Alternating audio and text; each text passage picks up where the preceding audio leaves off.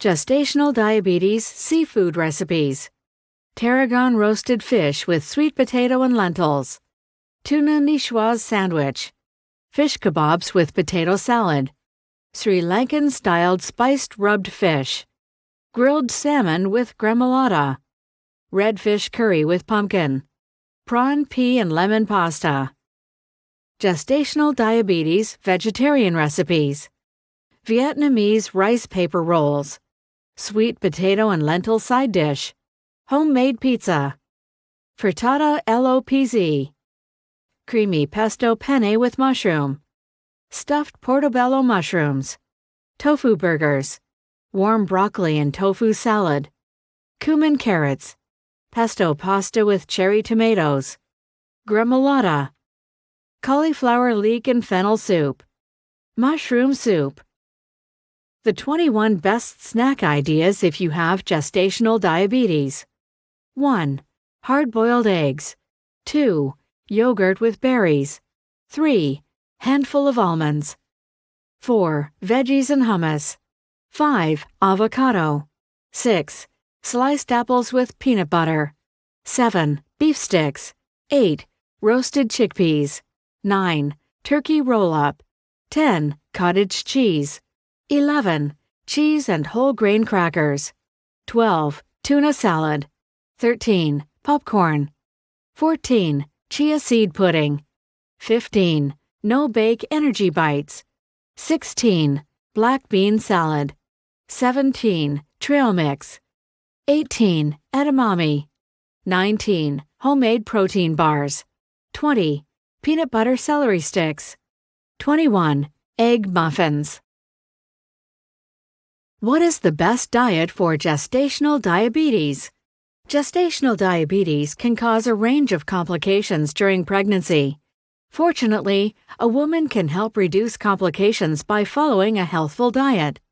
What foods should women eat, and what foods should they avoid if they have gestational diabetes? Gestational diabetes occurs if a woman's body cannot produce enough insulin during her pregnancy. This deficiency leads to high blood sugar. High blood sugar levels may cause problems for the woman and her baby if not managed properly. This article explains what type of diet a woman should follow during pregnancy if she has gestational diabetes. It also considers other treatment options for gestational diabetes and what complications may occur if the condition is not properly managed. What is gestational diabetes? If a woman's body does not produce enough insulin during pregnancy, then gestational diabetes may occur. Gestational diabetes is a type of diabetes that can develop during pregnancy.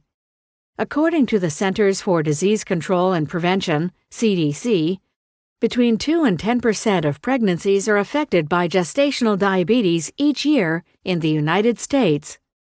This type of diabetes occurs when a woman's body cannot make enough of the hormone, insulin. Insulin is made by the pancreas and helps the body's cells to use sugar from the blood as energy. When a woman is pregnant, her body will produce more hormones and she may put on weight. Both of these changes may mean that her body's cells may not use insulin as well as they used to. This is called insulin resistance. Becoming resistant to insulin means that the body needs more of it in order to use up the sugar in the blood.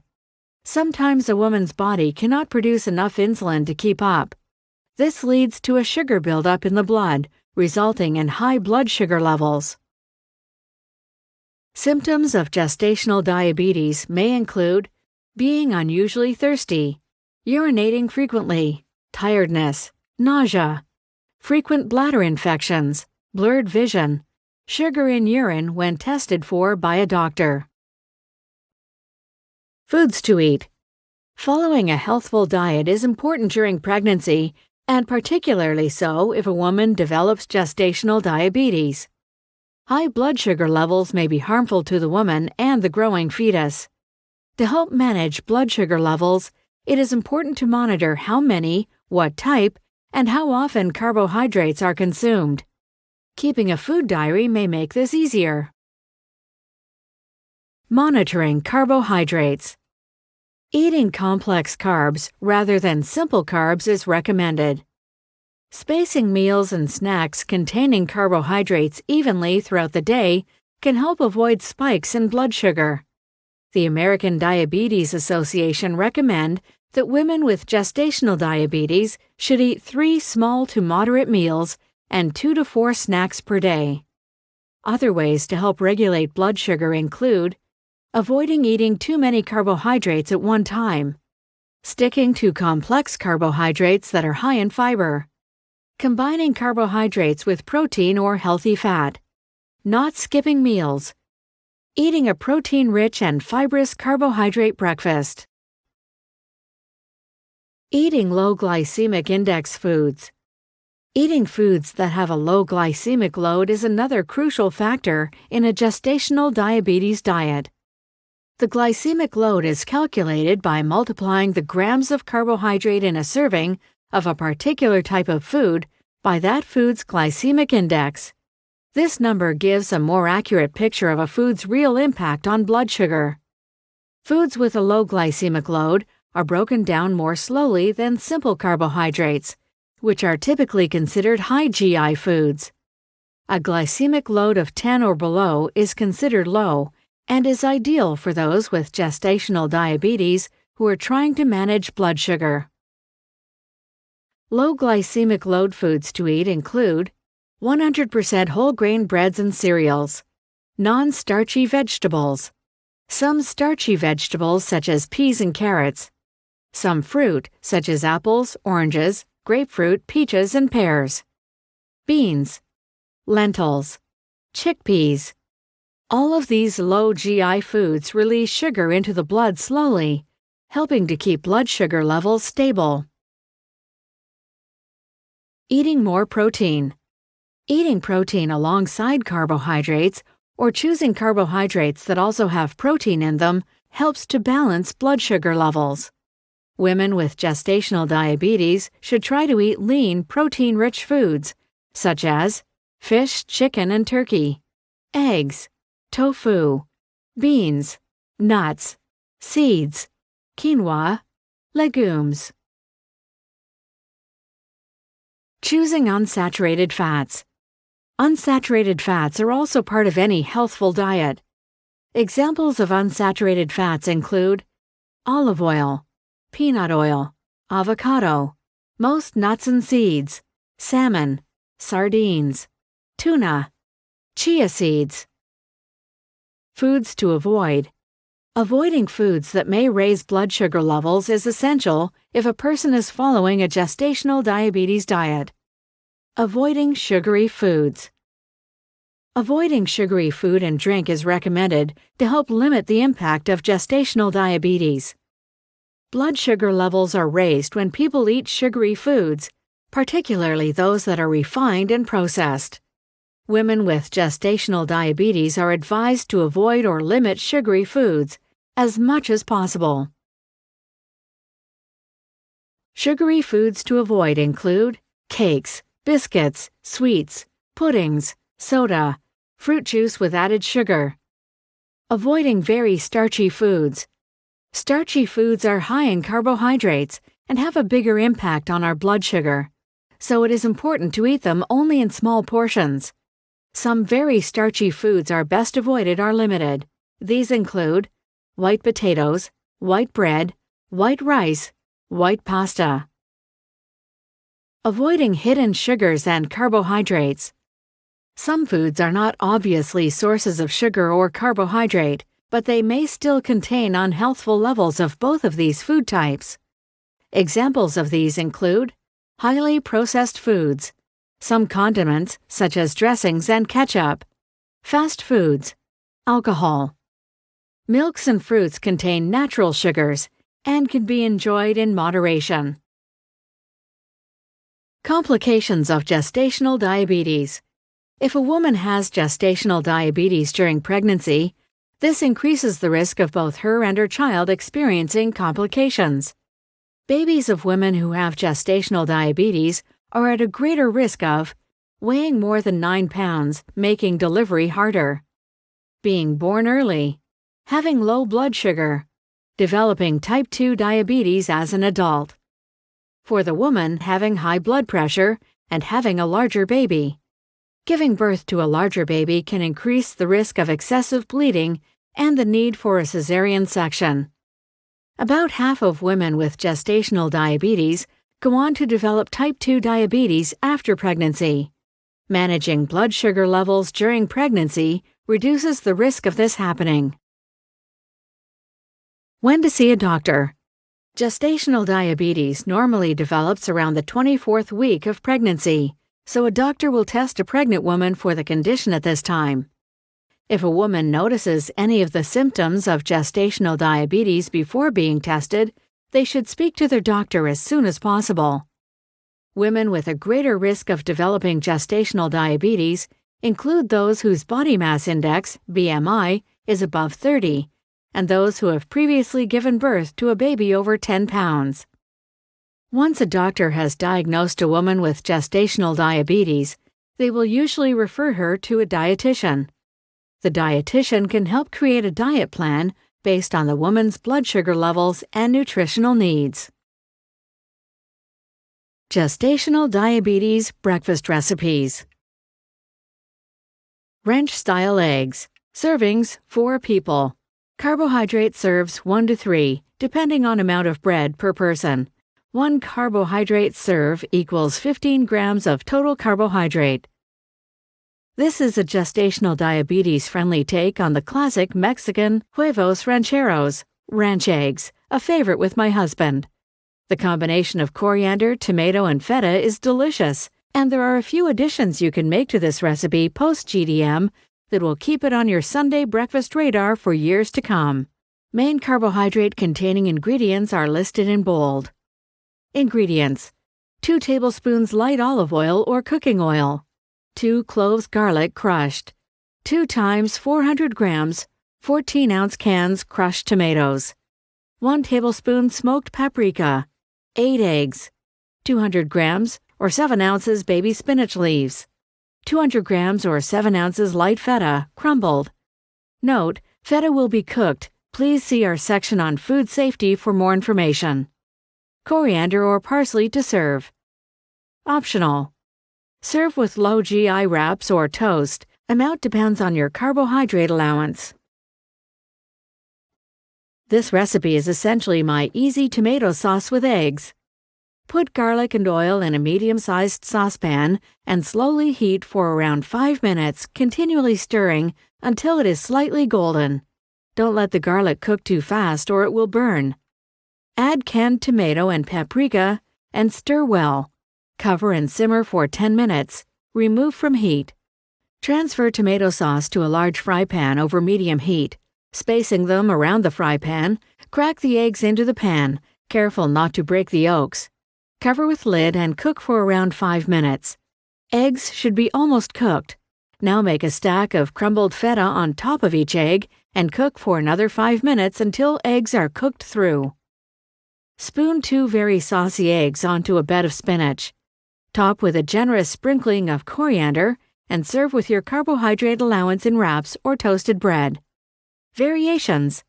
Replace feta with 150 grams or 5 ounces of grated tasty cheese sprinkled like a haystack on top of each egg while in the fry pan. Serve with wedges of lime and guacamole. Fruit toast with ricotta and apple. Servings 2. Carbohydrates. Serves 2.5 per person. 1 carbohydrate serve equals 15 grams of total carbohydrate. What is not to love about anything that contains cinnamon?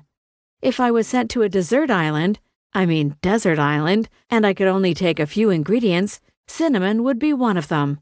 This is a great gestational diabetes-friendly breakfast or snack to remember when you're craving something sweet. Main carbohydrate-containing ingredients are listed in bold. Ingredients: 2 slices Bergen or equivalent fruit toast, toasted. 200 grams or 7 ounces light ricotta or cottage cheese. Ricotta would taste best here, however it's not recommended during pregnancy. See our food safety section for more details. 1 medium apple, peeled, grated. Ground cinnamon. Toast your fruit bread and simply top with about half of the ricotta or cottage cheese and grated apple per person and dust with cinnamon. Morning newspaper optional. Baked eggs. Serves 2 people. Carbohydrate serves 1 to 2, depending on amount of toast per person. 1 carbohydrate serve equals 15 grams of total carbohydrate. If you don't already have ramekins, they're handy to have in the kitchen. They're especially good for one-serve baked dishes as they make it easy to control portions. I've made these baked eggs loads of times, especially for breakfasts with friends, and they didn't even know this was a gestational diabetes recipe. Ramekins make eggs look totally fancy. Main carbohydrate-containing ingredients are listed in bold. Please note, this recipe requires individual ramekins, small one-serve oven-proof dishes.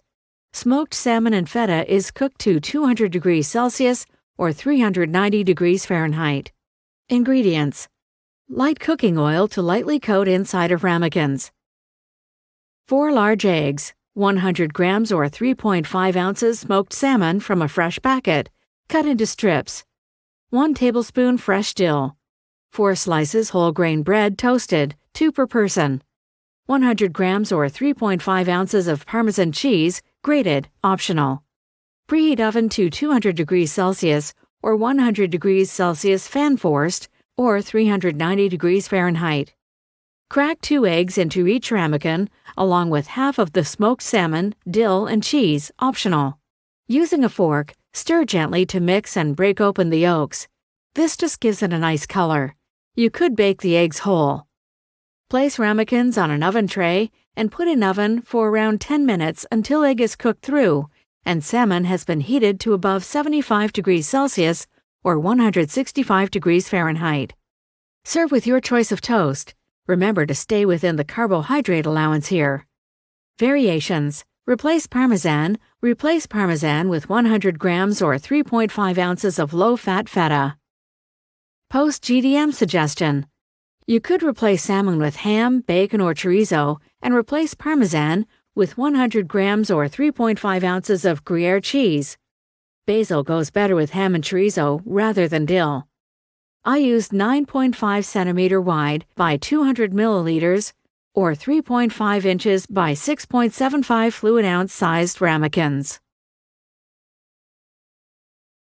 Eggs, beans, and avocado. Here's an upmarket gestational diabetes-friendly version of what my husband calls cowboy eggs, which is where you eat the beans almost out of the can. Main carbohydrate-containing ingredients are listed in bold. Ingredients: 4 slices whole grain bread, toasted. 4 large eggs, hard-boiled. Half large avocado, sliced or mashed. 1 cup baked beans, warmed. Wedges of lemon to serve, optional. Serve half of each of the ingredients per person. Post-GDM. Serve the eggs soft-boiled, riding side saddle on the toast, and sling your avocado to the left and the beans to the right. Mushrooms with tarragon and feta. Serves 2 people. Carbohydrate serves 2 per person. 1 carbohydrate serve equals 15 grams of total carbohydrate. Tarragon has to be my favorite herb. It goes with practically everything from eggs to pasta to fish. Below is the quick gestational diabetes-friendly midweek version of this recipe. Come Sunday morning, you might want to think about adding eggs, baby spinach, and some rindless bacon, none of which add any carbs to your plate. Main carbohydrate-containing ingredients are listed in bold. Ingredients: 2 tablespoons light olive oil, 15 grams or 1 tablespoon butter, 1 clove garlic crushed, optional, 6 large flat or portobello mushrooms sliced, or use button mushrooms, 2 tablespoons fresh tarragon chopped, 250 or 8.8 ounces low-fat feta or Parmesan cheese, crumbled. Although feta would taste best here, it's not recommended during pregnancy. See our food safety section for more details. 4 slices whole grain, multigrain, or rye bread, toasted, unbuttered, or lightly buttered. Heat oil, butter, and garlic on low heat in a large, heavy-based fry pan. Add mushrooms, tossing until evenly coated. Cook until mushrooms are just golden, then put on lid to retain moisture. Continue to cook on low heat for 5 to 8 minutes. Stir in tarragon. Serve with toast and topped with Parmesan or feta cheese. Variations. Add a serve of eggs, scrambled, sunny side up, or hard-boiled, and a handful of fresh baby spinach leaves. Post GDM suggestions. Serve with 1 to 2 soft-boiled eggs per person, slightly split atop the mushrooms. Porridge. Servings 2 people. Carbohydrate serves 2.75 to 3 per person. 1 carbohydrate serve equals 15 grams of total carbohydrate. When I was pregnant with gestational diabetes, I realized soon on that I needed to choose meals that gave me bang for my carbohydrate buck, so to speak.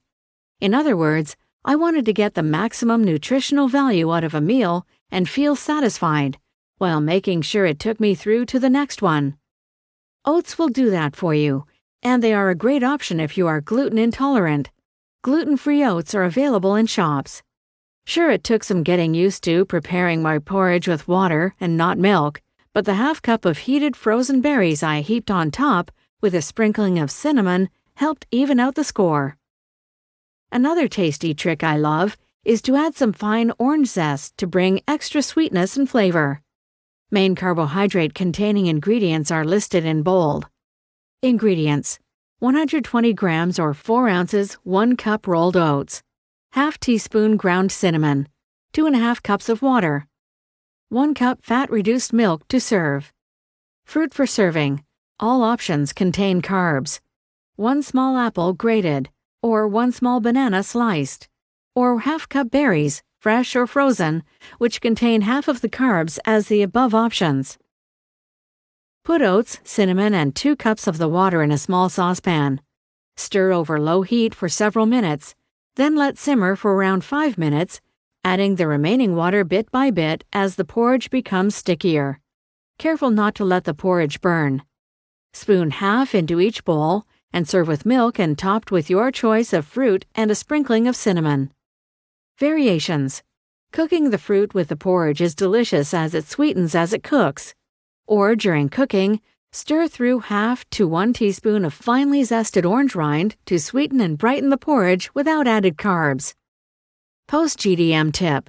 Replace water with fat-reduced milk, and if you're tempted to heap your porridge with brown sugar, cook 2 tablespoons of sultanas in with the porridge instead, as this sweetens as it cooks.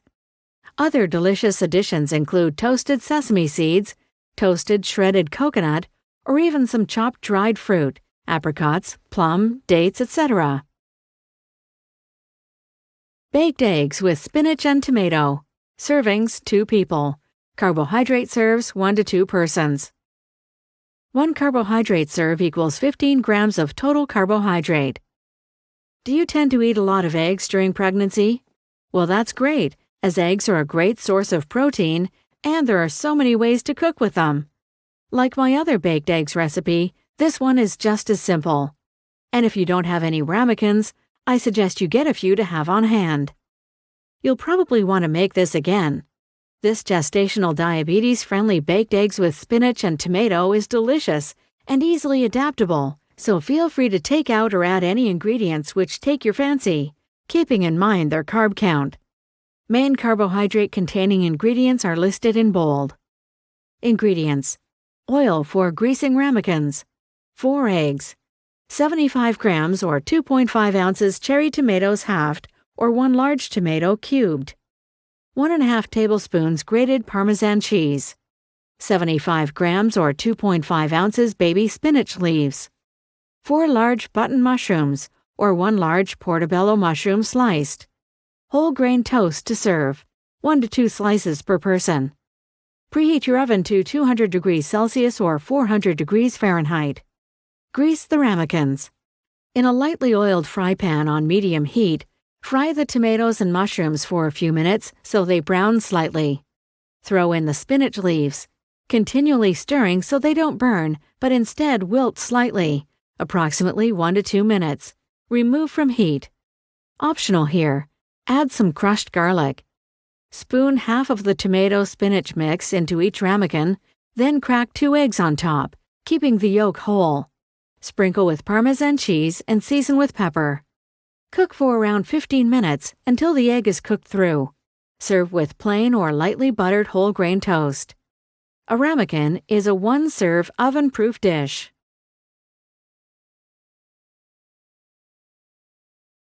French toast. Servings 2 people. Carbohydrate serves 2.5 per person.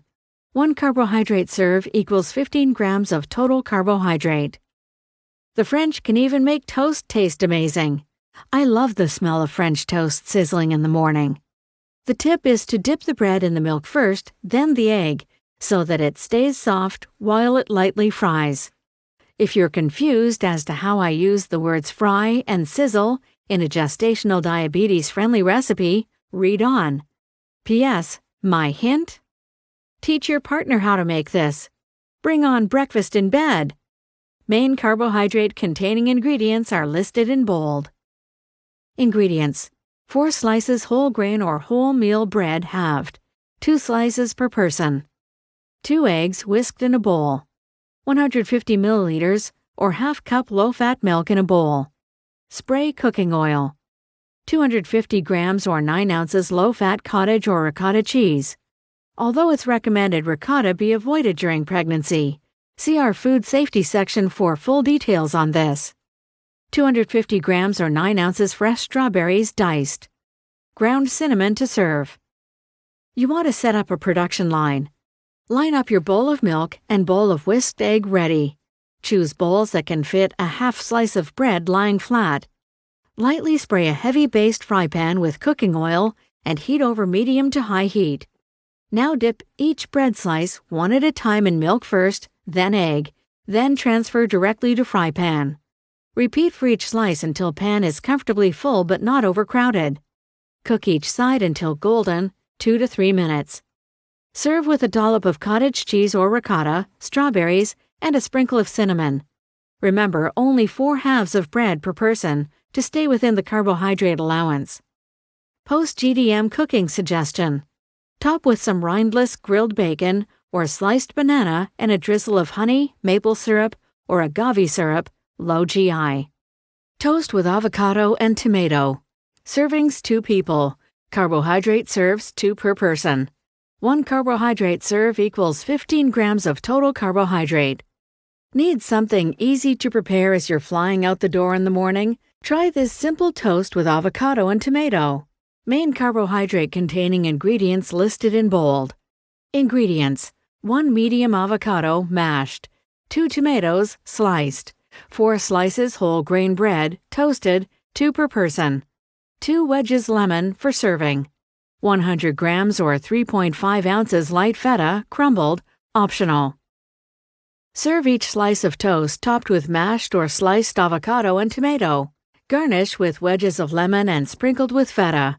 Feta is optional, as it's not recommended during pregnancy. See our food safety section for more info on this. You could use cottage cheese or grated Parmesan cheese instead.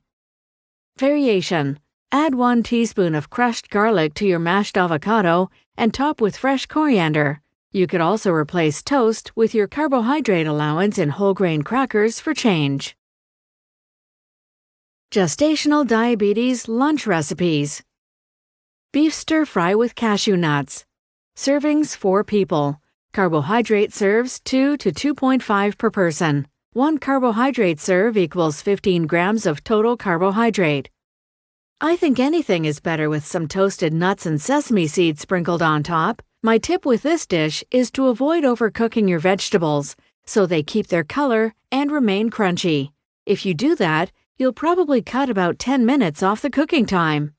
And if you like the seasoning and ease of this recipe, keep it on your favorites list and mix it up with chicken, tofu, or salmon instead of beef. Main carbohydrate-containing ingredients are listed in bold. Ingredients: 2 tablespoons light cooking oil, 1 red onion cut into thin wedges, 2 garlic cloves crushed, 500 grams or 1 pound rump steak trimmed thinly sliced. Substitute with firm tofu cut into cubes for a non-meat alternative. 150 grams or 5 ounces of cup or button mushrooms sliced, 2 medium carrots cut into matchsticks, 2 zucchinis cut lengthwise and sliced, or 6 yellow squash halved and sliced, 150 grams or 5 ounces green beans trimmed and halved, 1 lemon juiced, 1 cup beef stock, 1 tablespoon Worcestershire sauce, 1 tablespoon corn flour, 3 centimeters or 1-inch piece fresh gingered, peeled, finely grated or sliced, 1 red capsicum, thinly sliced. To serve, 2 cups cooked dungara or low GI white rice, 3 grams or 20 individual raw cashew nuts, toasted, crushed, or whole, optional, fresh coriander or cilantro, optional, 1 tablespoon toasted sesame seeds, optional. Cook rice according to packet instructions. In a small bowl, combine beef stock, Worcestershire sauce, corn flour, and ginger. Set aside. Heat 1 tablespoon of oil in a large wok or fry pan over medium-high heat. When oil is hot, add half the meat and brown it by cooking it for around 3 minutes, tossing several times. Remove meat from pan and set aside on a paper towel-lined plate. Repeat with remainder of meat. Add remaining oil and reduce heat to low or medium. Add onion, garlic, and mushrooms and cook for about 2 to 3 minutes until fragrant and lightly softened. Add carrot, zucchini, green beans, and capsicum. Toss well and cook for another 5 minutes or less if you like your veggies crunchy. Pour in sauce and stir well. Leave to cook for a few minutes until sauce begins to thicken slightly. Spoon onto rice and serve topped with cashews, a sprinkle of toasted sesame seeds, and some fresh coriander or cilantro. Duca crusted lamb with fricassee tabbouleh. Servings 2 people. Carbohydrate serves 3 per person. 1 carbohydrate serve equals 15 grams of total carbohydrate. I think I've mentioned before what an important role herbs and spices play in gestational cooking. When I had GDM and was cooking for my husband and myself, I was too scared to experiment with foods and flavors, in case it made my blood glucose levels spike to high. Since then, I've learned a lot about GDM, and using ingredients like Duca excites me. You might already be familiar with this wonderful spice mix, or this could be your first foray into ethnic flavors. Either way, enjoy, and welcome to a new flavor dimension. Main carbohydrate-containing ingredients are listed in bold. Ingredients: 1 300-gram or 10-ounce lamb backstrap, trimmed. Chicken, pork, or beef fillet will also work. 2 tablespoons Duca. Buy ready-made or see recipe below. 100 grams or 3 ounces of natural fat-reduced yogurt. Half teaspoon ground cumin. For the fricassee tabbouleh, combine the following ingredients: 1 bunch parsley very finely chopped, 1 large tomato finely chopped, 1 large cucumber finely chopped, half small red onion finely chopped, 100 grams fricassee cooked according to packet instructions, juice of 1 lemon. For homemade Duca, 1 cup hazelnuts, 1/4 cup sesame seeds, 1/4 cup poppy seeds, 1/4 cup coriander seeds, 2 tablespoons cumin seeds. Roast hazelnuts until golden. Rub the hot nuts in a tea towel to remove skins. Roast seeds and spices separately until fragrant. Grind nuts, seeds, and spices and salt in a mortar and pestle or food processor until coarsely ground. Duca will keep in an airtight container up to 2 months. Preheat oven to 200 degrees Celsius or 400 degrees Fahrenheit. Spread Duca onto a plate and press lamb into it, covering all sides. Place in a lightly oiled baking dish and bake for around 20 minutes until meat is cooked through and no longer bloody. Rest the meat for around 5 to 10 minutes before slicing. Combine the yogurt and ground cumin and set aside. Cook fricassee according to packet instructions. Combine fricassee with the remaining ingredients for tabbouleh. Mix well. Serve several slices of lamb per person, along with a dollop of spiced yogurt and some tabbouleh. Please note, like quinoa, fricassee might be well tolerated because of its high fiber content and low GI, and therefore could possibly be increased in content if desired, and if you find your blood glucose levels are okay.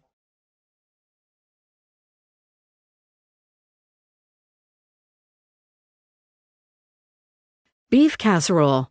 Servings 6 people. Carbohydrate serves 2 to 3 per person. 1 carbohydrate serve equals 15 grams of total carbohydrate. This juicy gestational diabetes beef casserole goes out especially to our readers in the colder parts of the world right now. This recipe does take around 2 hours to cook, but it's even better the next day, so you might want to make it on the weekend for the week ahead. Alternatively, prepare the ingredients the night before and get cooking either the next morning or after you come in the door that evening. I love to make a big batch of casserole and freeze some for those nights I really don't want to cook. Serve it with some new potatoes or rice and a huge serving of something green. Enjoy! Main carbohydrate ingredients are listed in bold. Ingredients: 1 tablespoon vegetable oil, 1 kilogram or 2 pounds chuck or round steak or beef gravy or bowler blade, chopped into bite-sized chunks, 2 onions finely chopped, 2 celery stalks finely chopped, 3 garlic cloves crushed or finely chopped, 2 large carrots cut into 2-centimeter cubes, 150 grams or 5 ounces mushrooms roughly chopped, 2 tablespoons plain flour, 1 tablespoon 24 grams or about 1 ounce tomato paste, 1 cup or 250 milliliters or 8 fluid ounces dry red wine, 2 tablespoons Worcestershire sauce, 2 cups or 500 milliliters or 16 fluid ounces salt-reduced beef stock, 1 400-gram or 13-ounce can chopped tomatoes, 2 tablespoons chopped fresh or dry oregano leaves, 1 bay leaf, parsley to serve, green vegetables to serve. About 1 kilogram or 2 pounds baby potatoes, steamed or boiled. Please note, this recipe takes around 2 hours to cook. Heat oil in a large heavy-based saucepan over high heat. Fry the beef in 2 or 3 batches to avoid crowding the pan. Cook, stirring occasionally for about 5 to 8 minutes until browned on all sides. Remove meat from pan and set aside.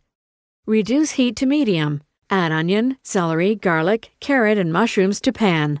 Cook, stirring occasionally for about 6 or so minutes until vegetables soften. Add flour to pan and stir well over medium heat for a minute. Stir in tomato paste and cook for another minute. Stir in red wine, Worcestershire sauce, stock, chopped tomato, oregano, and bay leaf. Return any beef and any juices to pan. Cover pan and bring to the boil. Reduce heat to a gentle simmer and cook covered for about 1 hour and 30 minutes, occasionally stirring. Remove lid and slightly increase the heat to maintain simmer. Continue simmering for another 30 to 40 minutes to thicken sauce. Add some water or extra stock if the sauce reduces too much. If you use a tough cut of meat, the cooking time may need to be increased. You'll know when your meat is done when it flakes away with a fork. Turn off heat and remove the bay leaf. Season with pepper. Spoon casserole into bowls, sprinkle with chopped parsley, and serve with green vegetables and some boiled potatoes. Asian spiced beef pot roast. Servings 6 people. Carbohydrate serves 2 per person. 1 carbohydrate serve equals 15 grams of total carbohydrate. Sometimes a large cut of meat can present a daunting cooking challenge, so for me, the quicker it goes into the pot and the less fuss, the better. This gestational diabetes-friendly Asian pot roast will have you coming back for more every time. Consider spices your secret weapon in gestational diabetes cooking. Here, the combination of star anise, cinnamon, and orange rind cut through the richness of the meat and provide a sweet caramelized counterpoint to the saltiness of the tamari and Worcestershire. It's a real delight, and one I have served at a dinner party for a friend with gestational diabetes. She was practically licking her plate, and her blood sugar levels were perfect 2 hours later. She even managed to sneak in a dessert. Main carbohydrate-containing ingredients are listed in bold. Ingredients: 1½ tablespoons light cooking oil, 1 kilogram or 2-pound piece beef silverside roast or bowler blade roast, one of the cheaper cuts, trimmed of any fat, 1 large brown onion, cut into thin wedges. 2 garlic cloves, crushed or thinly sliced. 2 teaspoons ground ginger. 3 star anise. 3 cinnamon sticks. 4 to 6 long strips orange rind. 1/3 cup, or 80 milliliters, or 2.5 fluid ounces, Shaoxing wine or rice vinegar, or brown or white vinegar, or even apple cider vinegar. 1 tablespoon Worcestershire sauce. 1/4 cup, or 6 milliliters, or 2 fluid ounces, salt-reduced soy or tamari sauce. 1/2 cup fresh orange juice. 1.5 cups beef stock. 600 grams, or about 1 pound green beans, trimmed, steamed, or blanched to serve. 3 cups cooked Dungara rice. Cracked black pepper. Please note, this recipe takes approximately 3 hours to cook, but it's totally worth it. Heat 1 tablespoon of oil in a large, heavy-based, oven-proof casserole dish over medium-high heat. Cook beef for 3 to 4 minutes each side or until browned. Remove and transfer to a plate. Heat remaining oil in casserole dish. Add onion. Cook, stirring for about 5 minutes until softened. Add garlic, ginger, star anise, cinnamon, and orange rind. Stir and cook for around 1 minute until ingredients are fragrant. Add wine or vinegar. Simmer for another 2 minutes or until reduced slightly. Add Worcestershire sauce, soy sauce, orange juice, and beef stock. Cover and bring to the boil. Return beef to dish. Season with cracked black pepper. Turn heat down to low and simmer covered for 3 hours at least, until beef is tender. During this time, turn the beef over occasionally, or spoon the juices over it to baste and keep moist. You'll know when it's done perfectly when the meat flakes off with a fork. You can always leave it to sit with the heat off and the lid on for another 15 minutes. Serve with green beans and rice. Variations. Use bok choy or pak choy or Asian greens in place of beans, and some boiled or steamed baby potatoes instead of rice. Spaghetti Bolognese. Servings 4 people. Carbohydrate serves 2 per person. 1 carbohydrate serve equals 15 grams of total carbohydrate. I'm not a huge mincemeat fan, but I'll admit it's an easy evening when the spaghetti bolognese is on the make. It's a tasty one-pot wonder, and my small son literally sings while he eats it. Variations to this gestational diabetes-friendly bolognese entirely depend on what you have in the bottom of the fridge. Think grated zucchini or carrot, frozen peas, chili if you like it hot, fennel, celery, leftover herbs, etc. Main carbohydrate-containing ingredients listed in bold.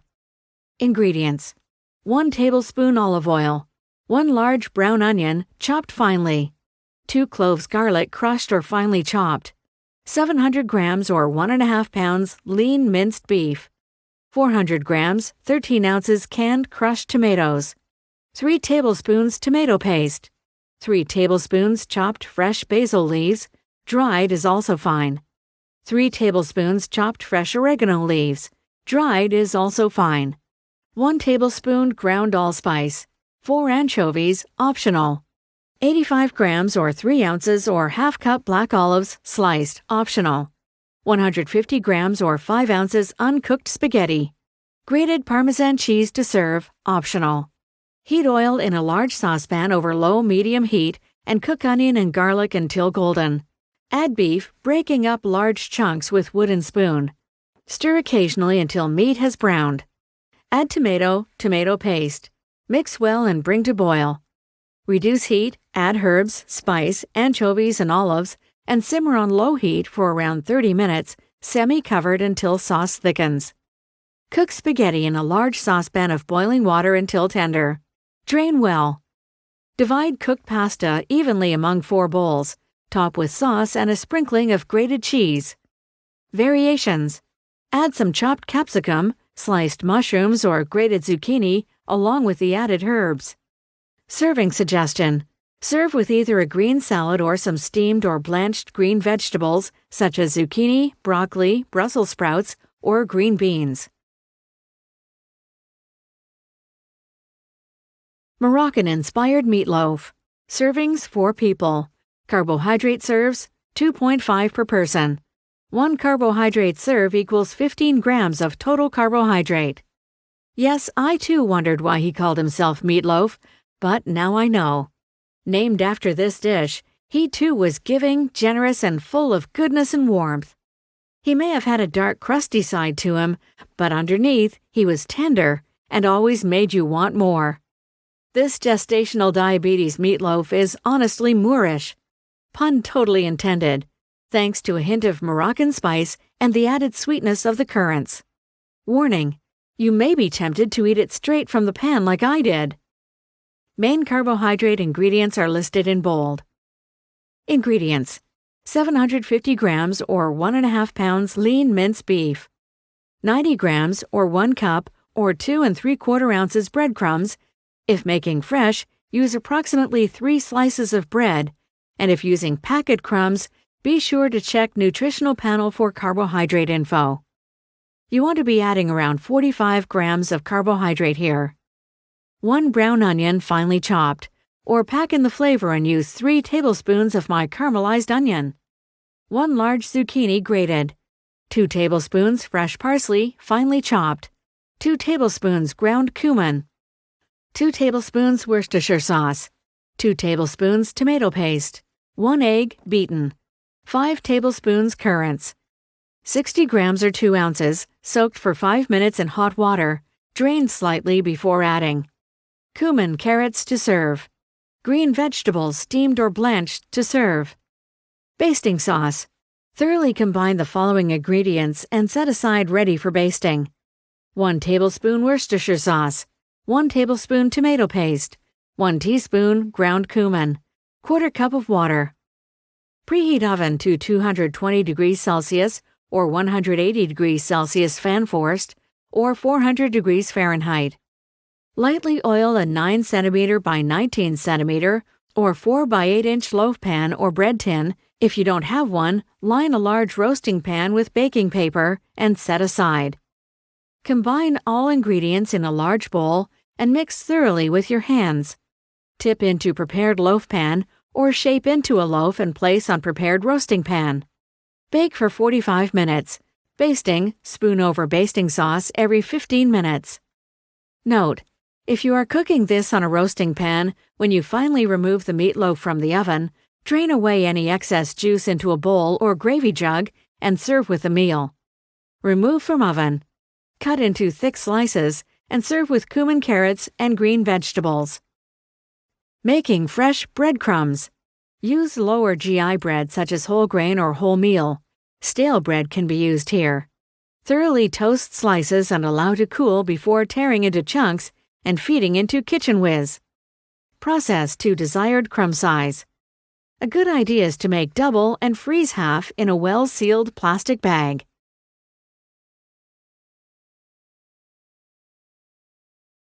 Beef stroganoff. Servings 4 people. Carbohydrate serves 2 per person. 1 carbohydrate serve equals 15 grams of total carbohydrate. Right now in Sydney, the weather is changing. The jasmine is in bloom, and you can already get burnt out in the spring sun. So with summer on the way, I'm starting to think more about lighter dishes. But I'm excited this gestational diabetes-friendly beef stroganoff made it in before summer really hits. The key here is to use a good quality beef rump steak, and I suggest not cutting it too thinly. Enjoy! Main carbohydrate ingredients are listed in bold. Ingredients: 1 tablespoon light olive oil, 500 grams or 1 pound beef rump steak, halved, thinly sliced, 1 large brown onion, halved, thinly sliced, 200 grams or 7 ounces portobello or button mushrooms, thickly sliced, 2 rashers of rindless bacon, completely trimmed of fat, chopped, 2 teaspoons ground sweet paprika, 2 tablespoons corn flour, 3 tablespoons tomato paste, 2 tablespoons Worcestershire sauce, 1 cup salt-reduced beef stock, 1/4 cup reduced fat sour cream, chopped fresh chives, and steamed green vegetables to serve. 150 grams or 5.3 ounces uncooked rigatoni pasta, or an alternative tube pasta. Green vegetables, blanched or steamed, to serve. Cook pasta in a saucepan of boiling water until tender, or according to packet instructions. Drain and set aside. Meanwhile, heat oil in a large fry pan over medium-high heat. Cook beef in batches so as not to crowd the pan, for a few minutes each until browned. Transfer to a plate lined with paper towel. Add onion to fry pan and cook until softened. Now add bacon and mushrooms and cook until mushrooms are tender. Add all the beef to pan. Add paprika and corn flour and stir for a minute. Mix in tomato paste, Worcestershire sauce, and stock. Bring to a boil. Reduce heat to low and simmer uncovered for 5 minutes, or until the mixture thickens slightly. Remove from heat and stir through the sour cream. Divide pasta evenly between bowls. Spoon on sauce, sprinkle with chives, and accompany with steamed or blanched green vegetables. However, if you'd like to eat more pasta, replace traditional tube pasta with a wholemeal version, which is lower in carbs. Here you could use 200 grams or 7 ounces of uncooked wholemeal penne, which would only slightly increase your carb amount across 4 people. Variations. Replace pasta with your carbohydrate allowance in low GI white rice. Good tip to know, 35 grams uncooked pasta equals 100 grams cooked. Minted lamb moussaka. Servings, 6 people. Carbohydrate serves, 2 per person. 1 carbohydrate serve equals 15 grams of total carbohydrate. I could go on about the deliciousness of this recipe, but the thing that gets me every time is that there is hardly any washing up to do at the end. Topping with Parmesan cheese is optional, but sometimes you just need a bit of cheese. Main carbohydrate containing ingredients listed in bold. Ingredients: 800 grams or 1 3/4 pounds washed potatoes, peeled, chopped evenly. 250 grams or 8 ounces fresh light ricotta cheese. 2 tablespoons light olive or cooking oil. 1 large brown onion, chopped finely. 3 garlic cloves, peeled and crushed. 700 grams or 1 1/2 pounds minced lamb. 3/4 teaspoon ground cinnamon. 3/4 teaspoon ground cumin. 1/2 teaspoon allspice. 1 400 gram or 14 ounce can of diced tomatoes. 900 grams, 3 tablespoons tomato paste. 2 carrots, peeled and diced. 1 cup frozen peas. 1/2 cup fresh mint, finely chopped. 100 grams or 3.5 ounces grated Parmesan, optional. Preheat oven to 180 degrees Celsius or 160 degrees, fan forced, and lightly oil a large oven-proof dish. Bring a large pot of salted water to the boil and cook potatoes for 10 minutes or until tender. Drain and mash with ricotta cheese. Heat oil in a large frying pan over low-medium heat. Add onion and garlic and cook until both are softened but not browned. Break up any large chunks. Add lamb and cook for about 5 minutes until browned. Stir in spices and cook for several minutes until fragrant. Stir in tomatoes, tomato paste, and carrot. Cover and cook on medium heat for 15 minutes until carrot softens. Now stir through frozen peas and mint. Season to taste. Pour mixture into oven-proof dish and evenly spoon mashed potato on top. Sprinkle with Parmesan cheese and bake for 35 minutes or until cheese is golden and the filling is heated through. Remember, to stay within the carbohydrate allowance, divide the moussaka into 6ths in the baking dish so that you know each serve has around 130 grams or 4 1/2 ounces of potato. Serving suggestion: serve with a green salad or some steamed or blanched green beans, zucchini, or squash. You could also bake this in 6 individual ramekins, small oven-proof dishes. Post-GDM suggestion: add 100 grams toasted pine nuts and 100 grams sultanas to lamb mixture along with mint. Until fragrant really just means until you start to smell the perfume of the spices coming out of the pan. Red beef curry with potato. Servings, 4 people. Carbohydrate serves, 3 per person. 1 carbohydrate serve equals 15 grams of total carbohydrate. This is one small step for man, but one giant leap for gestational diabetes cooking. We've cooked up a GDM-friendly curry using evaporated skim milk and a dash of coconut essence instead of light coconut milk. This results in a massive 38 grams or 1.5 ounces less fat. Although the 48 grams or 1.7 ounces of carbs in the can of evaporated skim milk still needs to be counted, reducing the fat is a much healthier option. Too much fat in your diet can increase weight gain and makes it harder for your insulin to work properly.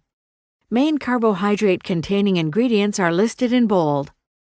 Ingredients: 1 tablespoon light olive oil, 1 brown onion cut into thin wedges, 1 tablespoon of finely grated ginger, 1 tablespoon red curry paste, ready-made from supermarket, 1 375 milliliter or 13-ounce can evaporated skim milk, 1 tablespoon coconut essence, 8 small potatoes cleaned and diced, 1 tablespoon fish sauce, 500 grams or 1 pound beef for stir-fry, cut into thin strips, 200 grams or half-pound green beans, trimmed, cut into 3 centimeters or 1.5 inch pieces, 8 yellow squash, quartered, 1 lime, finely zested and juiced, fresh coriander to serve. Cooking tip: you do not want to let your curry boil or bubble at any time once you've added the evaporated milk, otherwise the milk will separate and go gluggy. Don't get any hotter than a gentle simmer at any time. In this way, your meat will also come out poached and tender. And pre-cooking your potatoes before adding them to the curry means you won't have to turn up the heat. Heat oil in a large saucepan over medium-high heat. Cook onion and ginger for a few minutes, stirring occasionally. Add curry paste and cook for 1 minute until fragrant. Reduce heat to very low and stir in evaporated skim milk, coconut essence, fish sauce, and beef. Simmer on very low heat for 5 minutes or until beef is almost cooked. Now add cooked potatoes, green beans, and squash. Cover and continue to cook on very low heat for another 5 minutes until squash and beans are no longer completely raw. Before serving, stir lime rind and lime juice into curry. Serve topped with coriander. Note: only serve the equivalent of 2 whole potatoes per person to remain within the carb allowance. Also, asparagus, zucchini, or broccoli would be a very tasty addition to this curry. Post-GDM suggestion: I've kept the carbohydrates to just potato. You could halve the amount of potato, add more vegetables, zucchini, asparagus, etc., and serve with Dungera clever rice instead. Slow-cooked lamb shanks. Servings 4 people. Carbohydrate serves 2 per person. 1 carbohydrate serve equals 15 grams of total carbohydrate. Although I've heard great things about pressure cookers, I'm yet to try one out. Here is a slow-cook stovetop alternative. And if you have the time and a solid heavy-based casserole dish, cook this in the oven with the lid on for 90 minutes at 180 degrees Celsius or 350 degrees Fahrenheit instead. Remember that lamb isn't the most gestational diabetes-friendly meat because of its fat content, so this is a once-in-a-while dish, and be sure to trim off any excess fat during preparation.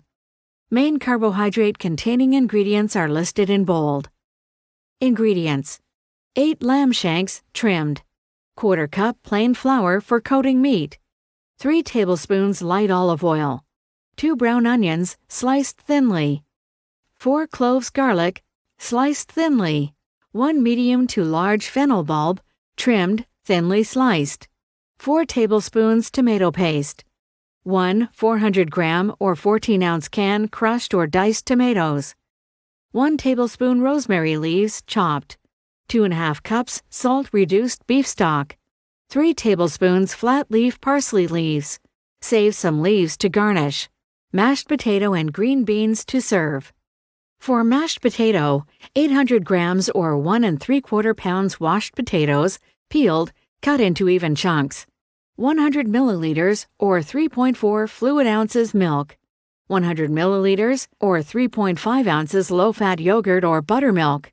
Heat 2 tablespoons of oil in a large heavy-based casserole dish on medium-high heat. Add onion, garlic, and fennel. Stirring occasionally.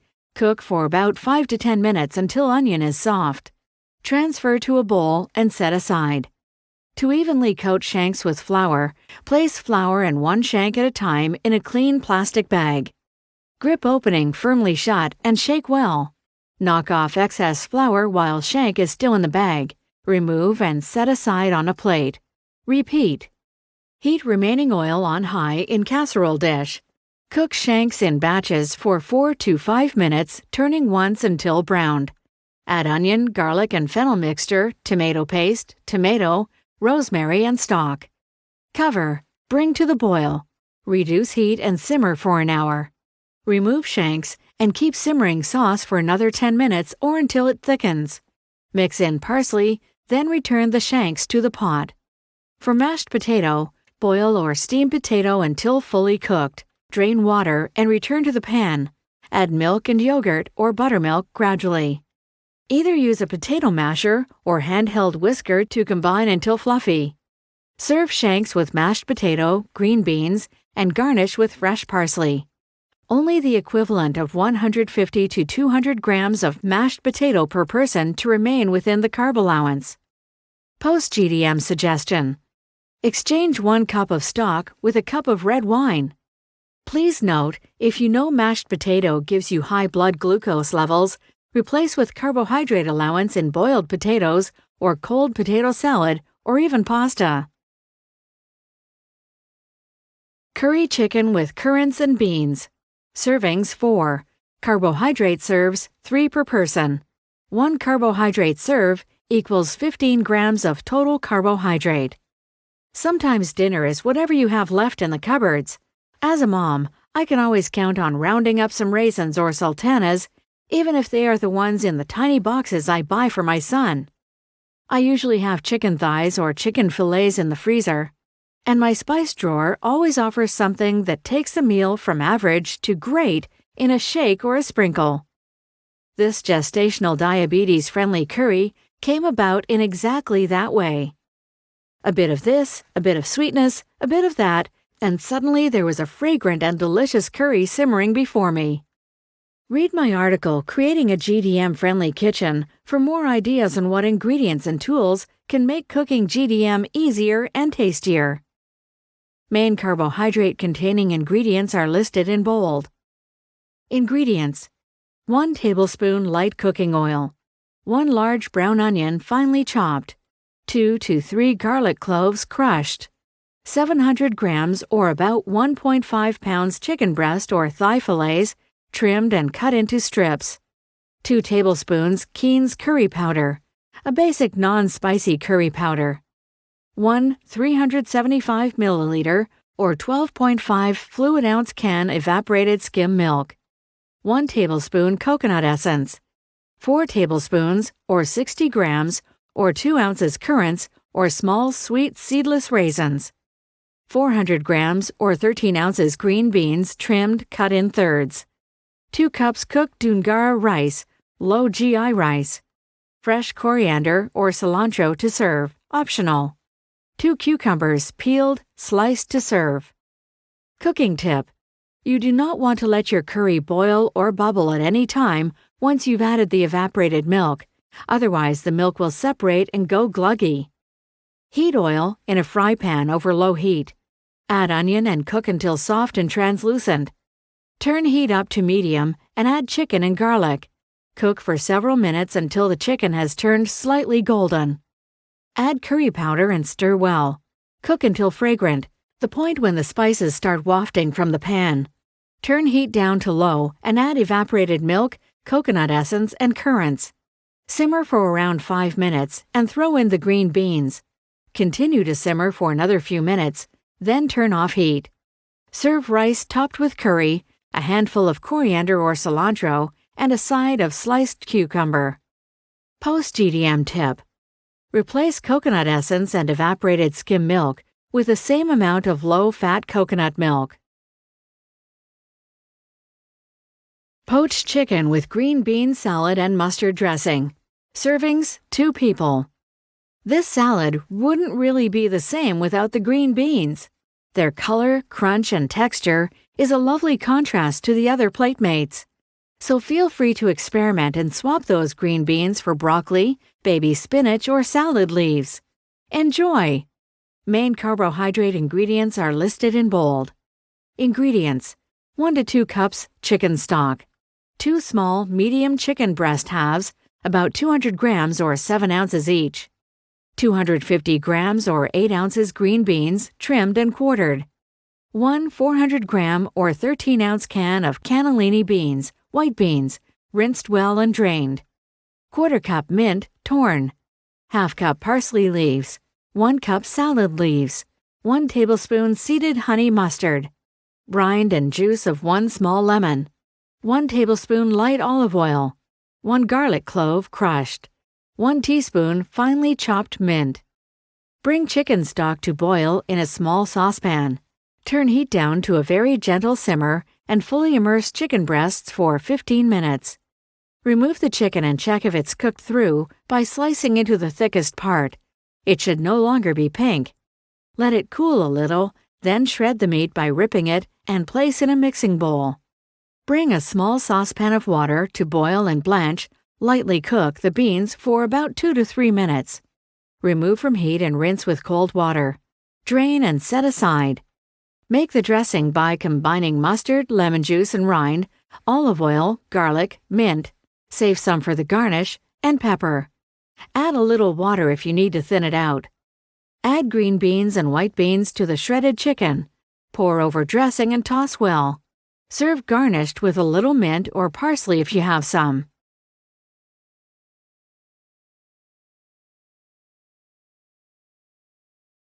San Choy Bao. Servings 4 people. Do you ever pretend that you're the presenter on a cooking show? Well, rehearse this. There are quite a number of ingredients in this delicious gestational diabetes-friendly San Choy Bao. So chop, measure, crush, drain, and prep everything beforehand into small bowls, like in the cooking shows, and you'll be talking into your tongs in no time. Main carbohydrate-containing ingredients are listed in bold. Ingredients: 3/4 tablespoon sesame oil, 3/4 tablespoon light cooking oil, 300 grams or 10.5 ounce pork or chicken mince or firm tofu crumbled, 1 tablespoon finely grated fresh ginger, 2 garlic cloves crushed or finely chopped, 150 or 5.3 ounce button mushrooms well chopped, 1/2 to 1 fresh red chili, seeded, finely chopped, optional, 1 can water chestnuts drained, chopped, 3 spring onions finely chopped, 30 grams or 1 ounce glass or vermicelli noodles cooked according to packet instructions, 1 large carrot grated, 1 large zucchini grated, 3 tablespoons tamari or salt-reduced soy sauce, 1 lime juiced, 2 tablespoons rice wine vinegar, optional if it's not something you have in the kitchen, 1/2 cup chopped coriander leaves, 4 large or 8 small iceberg lettuce leaves cut like cups, toasted sesame seeds to serve. Heat the oils in a wok or broad fry pan over low-medium heat. When hot, add tofu or mince and stir-fry until brown, continually stirring. Add ginger, garlic, mushrooms, chili, optional, water chestnuts, spring onions, glass noodles, carrot, zucchini, and mix well. Add tamari, lime juice, and rice wine vinegar and stir briefly. Turn off heat and toss through coriander leaves. Sprinkle with toasted sesame seeds and serve either in the lettuce leaf cups or on a platter and dish up at the table. Lemon tarragon and poached chicken sandwiches. Servings 2 people. Carbohydrate serves 2 per person. 1 carbohydrate serve equals 15 grams of total carbohydrate. This post is inspired by a similar sandwich that I've tested, retested, and tested again at my local bakery Sonoma. My verdict? The combination of lemon, tarragon, and walnut is incredible. And sure, you could grill the chicken, but poaching is effortless and leaves the meat tender and juicy, which I think is better in a sambo, as we call them in Australia. Main carbohydrate-containing ingredients listed in bold. Ingredients: 150 to 200 grams or 5.3 to 7 ounce chicken breast or thigh fillet, fat trimmed, 500 grams or 1.8 ounce light sour cream or creme fraiche. 2 tablespoons fresh tarragon, finely chopped. Use basil if tarragon not available. 1 lemon, finely zested. 20 grams or 0.7 ounces toasted chopped walnuts. 4 slices low GI seed or multigrain bread. Salad to serve. Greens, sliced tomato, cucumber, etc. Place chicken in a small pan and cover with cold water. Bring to the boil over medium heat. Turn heat down to low and gently simmer for another 5 to 7 minutes. When chicken is poached through, slice in a thick area and check flesh is no longer raw if unsure. Remove from water and allow to cool for 5 minutes. Then shred chicken by tearing thin strips off and place in a bowl. In the bowl, add sour cream, tarragon, lemon zest, and walnuts and mix well. Don't skimp on the lemon zest. Spoon onto bread, add salad, and serve. Pesto pasta with chicken. Servings 4 people. Carbohydrate serves 2 per person. 1 carbohydrate serve equals 15 grams of total carbohydrate. The easiest of easy Monday night dinners?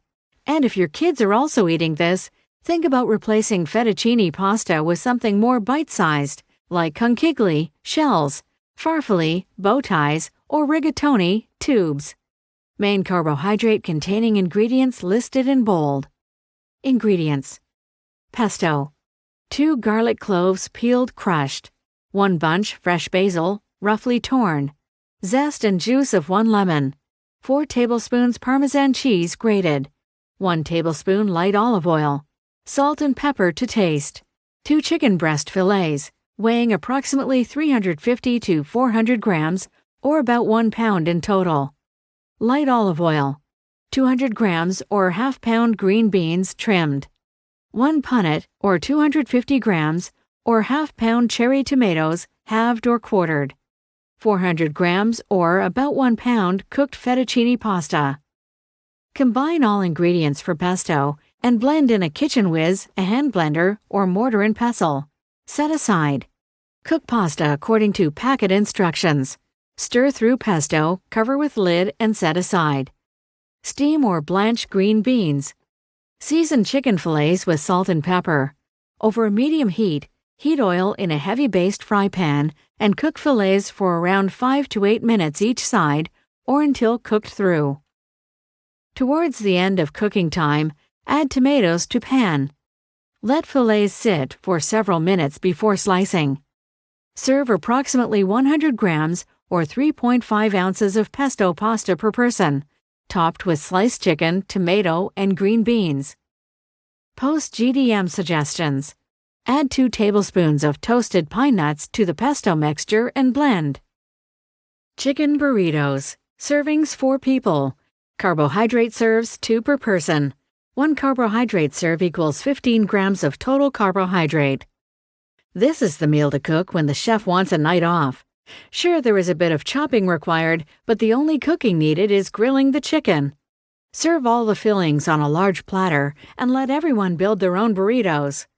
Main carbohydrate-containing ingredients listed in bold. Ingredients: 500 grams or about 1 pound chicken breast, sliced thinly. 1½ tablespoons Mexican spice mix. See recipe below or buy ready-made sachet. 2 carrots grated. 1 small avocado mashed. 1 clove garlic crushed and mixed with avocado. 1 red capsicum hulled and thinly sliced. 1 cos or butter lettuce washed, roughly torn. 1 small red onion halved, sliced thinly. 1 bunch coriander roughly chopped. 2 limes quartered. 150 grams or about a ½ cup light sour cream. 8 pieces low GI flatbread. Be sure to check the package for your carbohydrate allowance. For Mexican spice, combine the following ingredients and store in an airtight container or jar. 1 teaspoon chili powder, 1 teaspoon cumin powder, 1 teaspoon ground white pepper, ½ teaspoon garlic powder, optional if you don't have any, ½ teaspoon dried oregano, 1 teaspoon paprika, 1 teaspoon ground dried onion, optional if you don't have any. Put chicken and Mexican spice in a clean plastic bag or large container with lid and shake to coat the meat with the spices. Heat oil in a large heavy-based fry pan on medium heat. Cook chicken in batches for 5 to 8 minutes per batch, or until chicken is cooked and golden. Arrange all the prepared ingredients on a large platter or in individual bowls and let people assemble their own burritos. Remember, don't forget to take into account the carbohydrate in the carrot as well as in your serving of bread. Variation: use fish, beef, or lamb instead of chicken. Lemon and thyme roast chicken. Servings, 4 people. Carbohydrate serves, 2.5 per person. 1 carbohydrate serve equals 15 grams of total carbohydrate. I roast an organic free-range chicken at least once a week for my family. It's a fail-safe gestational diabetes dish, and once it's in the oven, I don't have to think about it until that gorgeous aroma comes wafting out of the kitchen. The leftovers are always welcome in our house for next-day chicken sandwiches. And although half the reason for roasting is to get that tasty, crisp skin, it's best removed for a healthier option. Main carbohydrate-containing ingredients are listed in bold. Ingredients: light olive oil. Spray oil reduces the amount used. 1.4 to 2 kilograms or 3 to 4.5 pound free-range whole chicken, rinsed, dried. 1 bunch fresh thyme, washed and patted dry. 1 lemon, cut into quarters or eighths.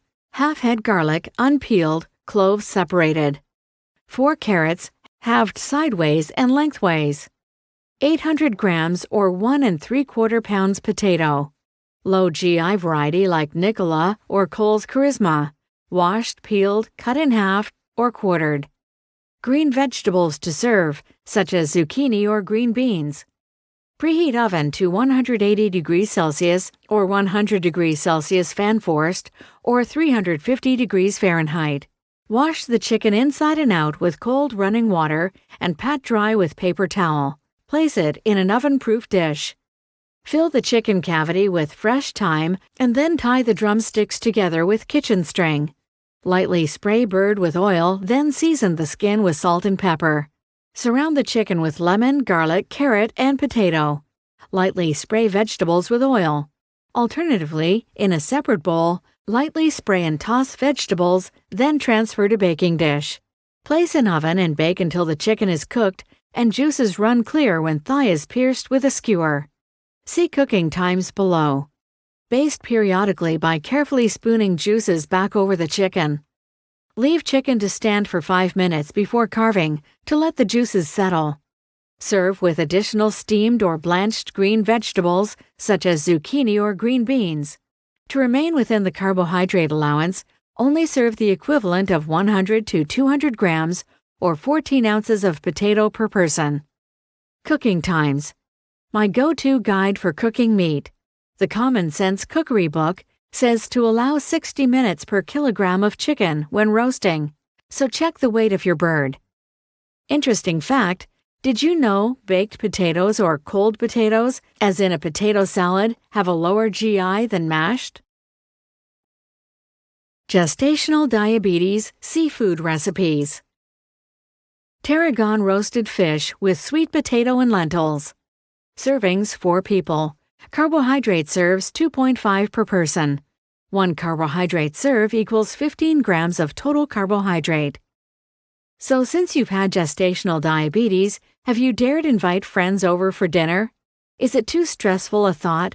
And are you stumped at what could possibly be both gestational diabetes friendly and dinner party worthy? Well, this recipe should help you get your groove back. It's healthy, juicy, and perfect for the communal table. Feel free to swap the tarragon for other fresh herbs, basil, lemongrass, or coriander or cilantro. However, I think the tarragon tastes amazing with the sweet potato chimera. Enjoy!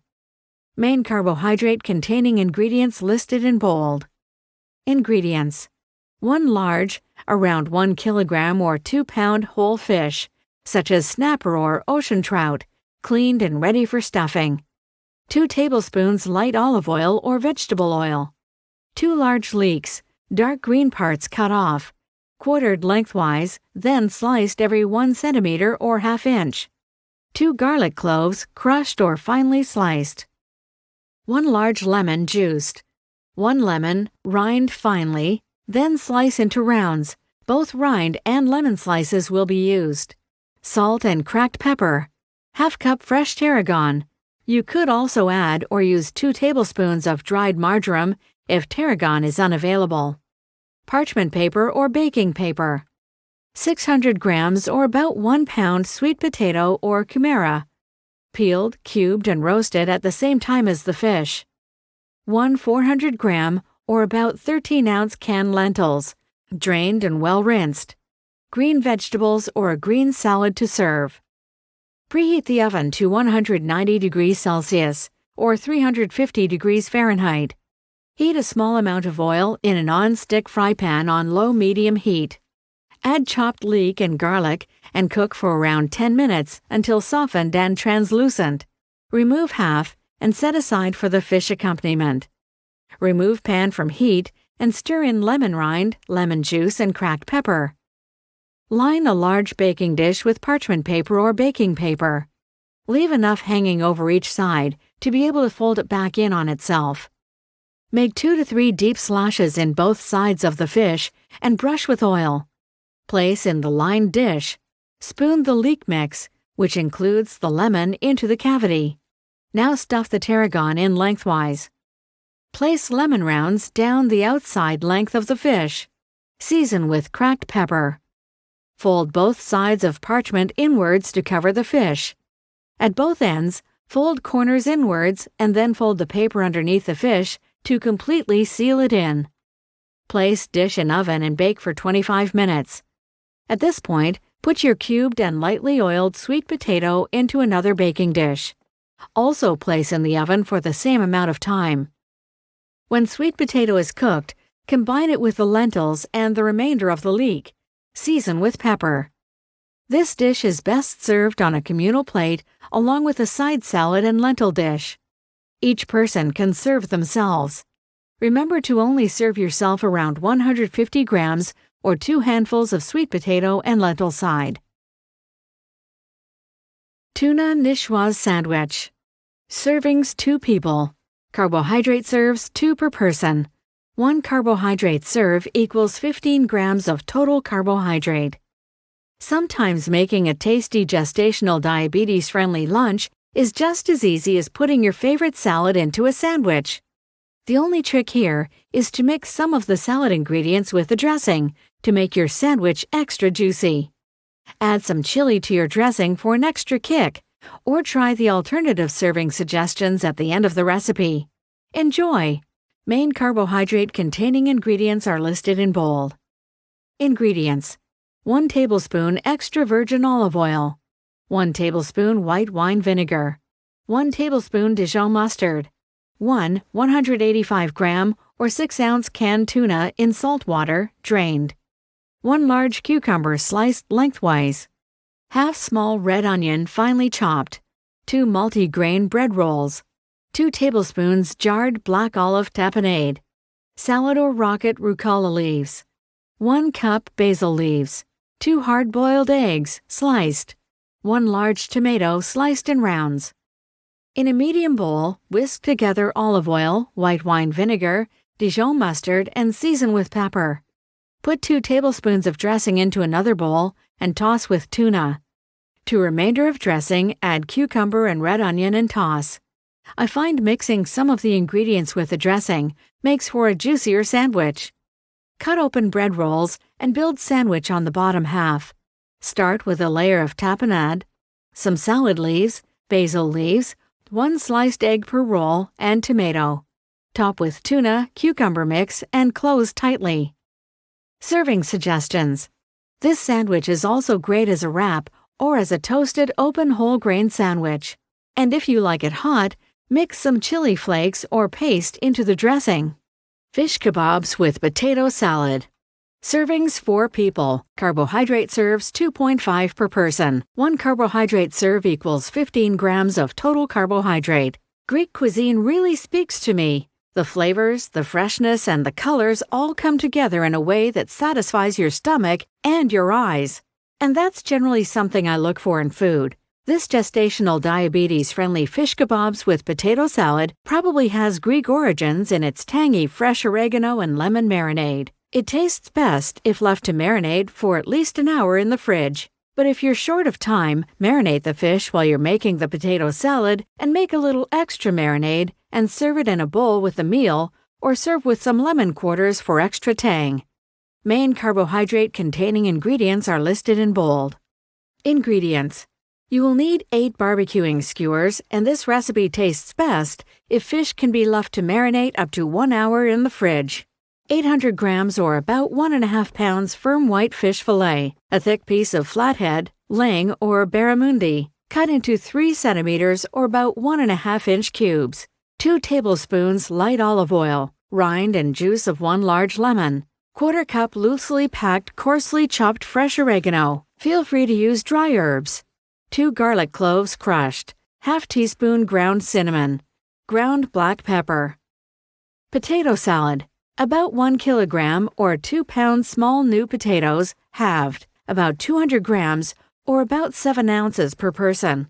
100 grams or about 3 ounces plain low-fat yogurt. 1 tablespoon seeded mustard. 1 large cucumber cut into small pieces. A large salad or large helping of green vegetables to serve. Thread the fish chunks onto the skewers. Put into a shallow glass or ceramic dish. Put oil, lemon rind, lemon juice, oregano, garlic, and cinnamon in a jar. Season with salt and pepper and shake well. Pour marinade over kebabs, turning a few times to evenly coat them. Cover in plastic and put in fridge for up to an hour to marinate. During this time, bring a large pot of water to boil. Add potatoes and cook for around 10 minutes until firm but cooked through when skewered. Drain well. When cooled, slightly toss potatoes and cucumber with yogurt and mustard. Heat up the barbecue or grill. Cook fish kebabs for around 6 minutes each side and serve immediately with potato salad, around 200 grams or 7 ounces, or the equivalent of 2 small potatoes per person, and green vegetables or salad. Sri Lankan-style spice-rubbed fish. Servings 4 people. Carbohydrate serves 2 per person. 1 carbohydrate serve equals 15 grams of total carbohydrate. I guess I was just trying to find an excuse to use 101 Cookbook's Heavenly Spice Mix again. And as we love fish in our house, it was a great opportunity to tweak my standard grilled filet with vegetables. This coming summer, I think that spice-rubbed dishes are going to be a feature in my kitchen as we fire up our barbecue again. Main carbohydrate-containing ingredients listed in bold. Ingredients. 4 150 grams or 5.2 ounces white fish fillets. See our food safety section for tips on eating fish during pregnancy. 1 tablespoon light olive or cooking oil. 3 tablespoons Sri Lankan-style spice mix. Recipe here, or purchase a ready-made spice mix. 320 grams or 11 ounces large grain couscous. 2.5 to 3 cups salt-reduced vegetable stock. 1/4 cup finely chopped fresh parsley. 1/2 red capsicum, finely chopped into small cubes. 1 lemon finely rinded. 50 grams or 1.8 ounces flaked almonds, lightly toasted. Broccoli, steamed or blanched, to serve. Wedges of lemon, to serve. Brush both sides of fillets with a small amount of oil and then gently rub with spice mix. Set aside. Cook couscous according to packet instructions, or in a medium saucepan, bring to boil 2.5 cups of vegetable stock and 1 tablespoon of oil. Reduce heat, add couscous, stir and simmer until liquid is absorbed. Cover, remove from heat, and let stand for 5 minutes. Before serving, gently fluff couscous with a fork to separate the grains. Mix through parsley, capsicum, lemon rind, and toasted almonds. Meanwhile, blanch or steam broccoli in boiling water. Drain well. To cook the fish, heat a non-stick fry pan over medium heat or use a conventional fry pan and lightly oil. When the pan is hot, add 2 fillets and cook for a few minutes each side. Wipe out the pan with paper towel and repeat with the 2 remaining fillets. Serve fish immediately on a bed of couscous with a side of broccoli and a wedge of lemon. Grilled salmon with gremolata. Servings 2 people. Carbohydrate serves 2.5 per person. 1 carbohydrate serve equals 15 grams of total carbohydrate. This recipe is quite flexible, and that's a great trait to learn when cooking for gestational diabetes. You could follow the suggestions or replace the spinach with most other green vegetables and swap the carrots and pasta for a warm potato salad. Frankenstein the gremolata by making a half parsley, half coriander variation. Main carbohydrate-containing ingredients are listed in bold. Ingredients: gremolata, 1 bunch flat-leaf parsley washed and chopped, 2 lemons finely zested and juiced, 1 clove garlic crushed or chopped. Add more to taste. 1 tablespoon olive oil, 1/4 teaspoon fresh chili or chili paste, optional. For the rest, cooking oil. Spray oil reduces amount used. 2 salmon fillets, approximately 150 to 175 grams or 5 to 6 ounces each. 75 grams or 2.6 ounces baby spinach leaves, washed, dried. 2 large carrots peeled, cut into sticks. 200 grams or 7 ounces of cooked rizzoli pasta. Prepare gremolata first. Combine all ingredients using a hand blender, a kitchen whiz, or mortar and pestle. Set aside. Lightly spray a char grill pan or non-stick fry pan with oil and heat over medium-high heat. Season fish with salt and pepper and cook skin side down for around 4 minutes or until crisp. Repeat on the other side until cooked through. During this time, cook carrot and rizzini according to packet instructions.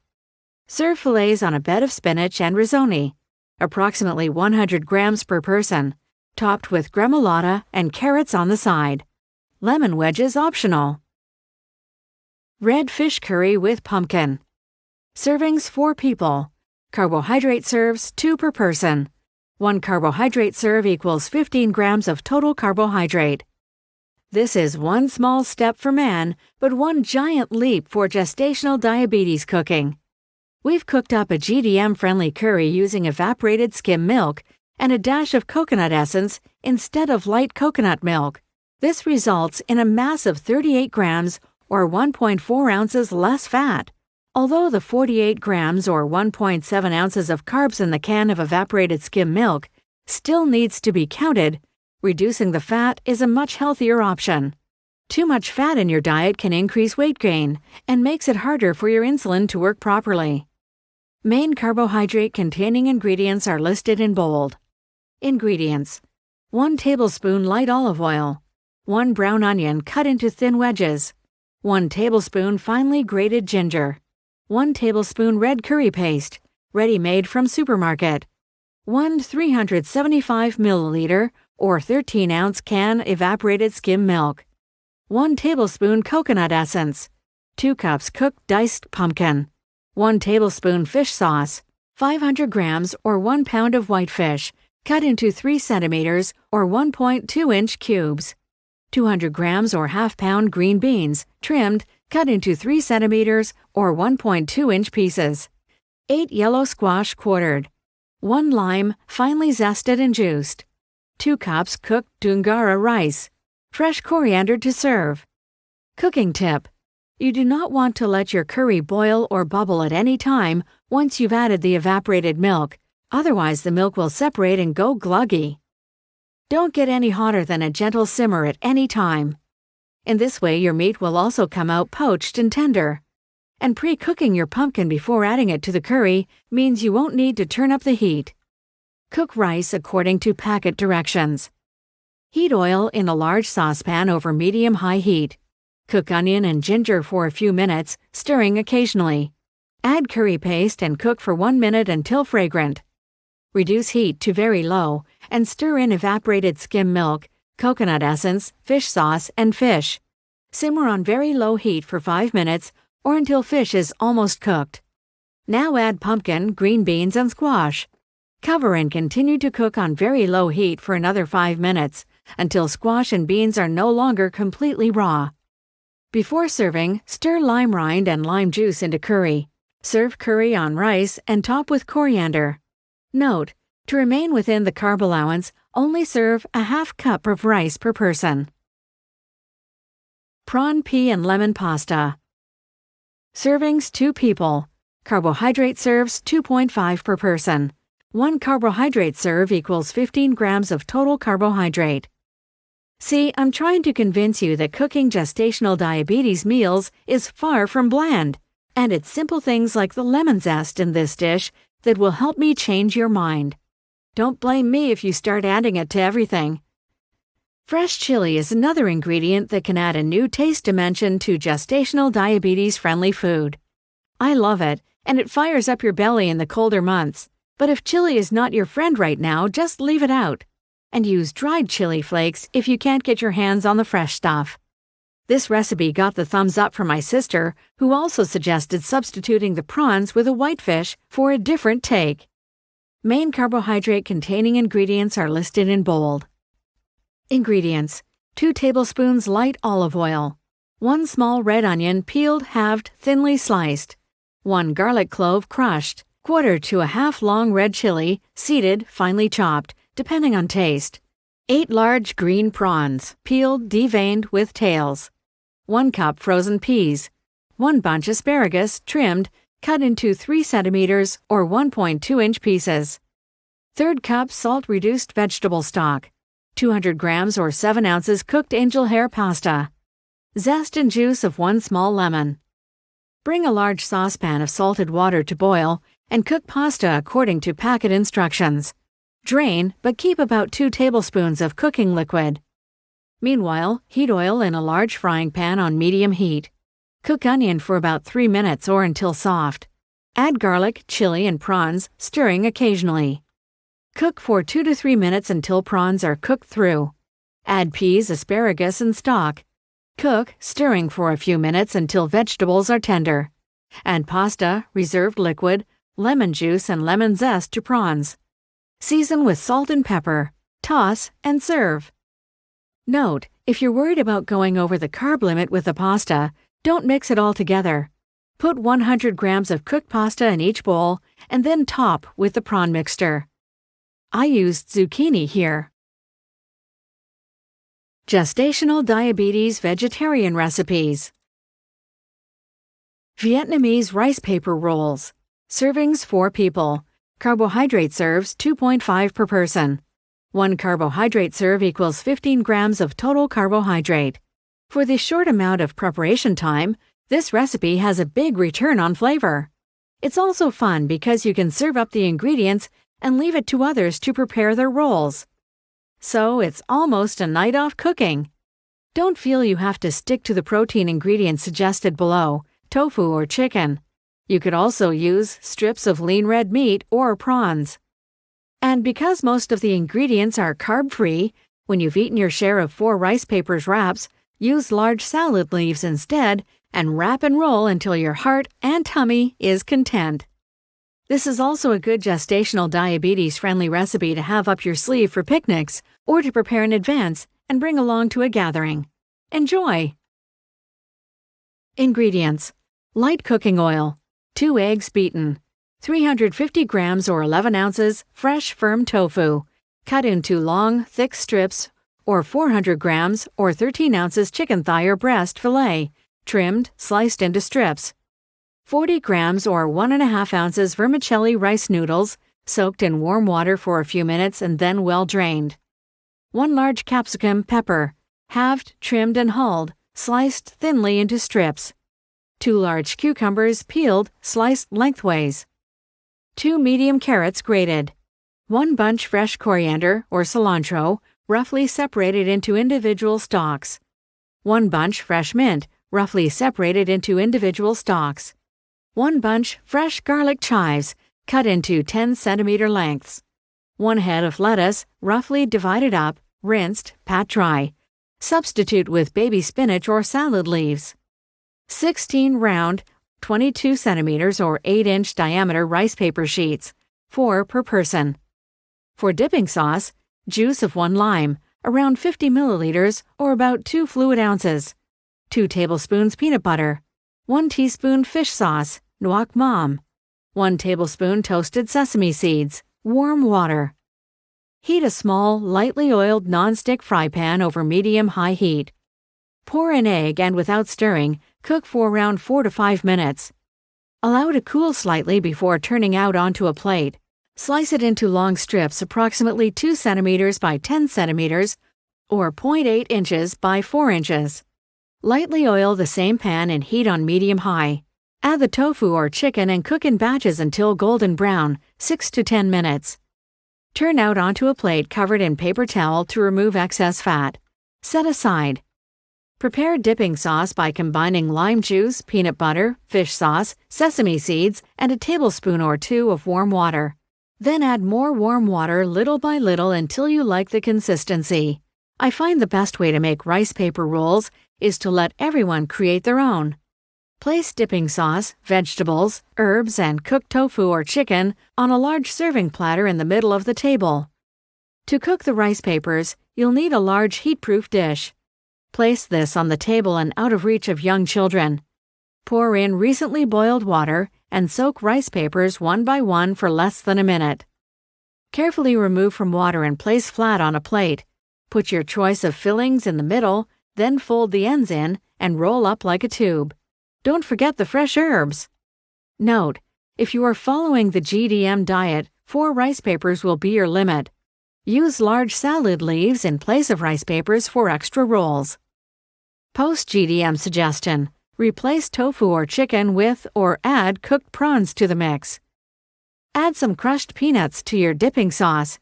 And bean sprouts are always a delicious addition, however they're not recommended during pregnancy due to risk of Listeria bacteria. Sweet potato and lentil side dish. Servings 4 people. A warm and hearty simple side dish. Our sweet potato and lentils is relatively easy to prepare and can be adjusted to your taste. Add some curry powder or cumin for a bigger bite, or some fresh herbs for color. This side goes well with a roasted or grilled piece of fish, meat, or tofu. You can also find it in this recipe tarragon roasted fish. Main carbohydrate-containing ingredients are listed in bold. Ingredients: 1 large leek, dark green parts cut off, quartered lengthwise, then sliced every 1 centimeter or ½ inch. 1 garlic clove, crushed or finely sliced. 1 tablespoon of light olive oil or cooking oil.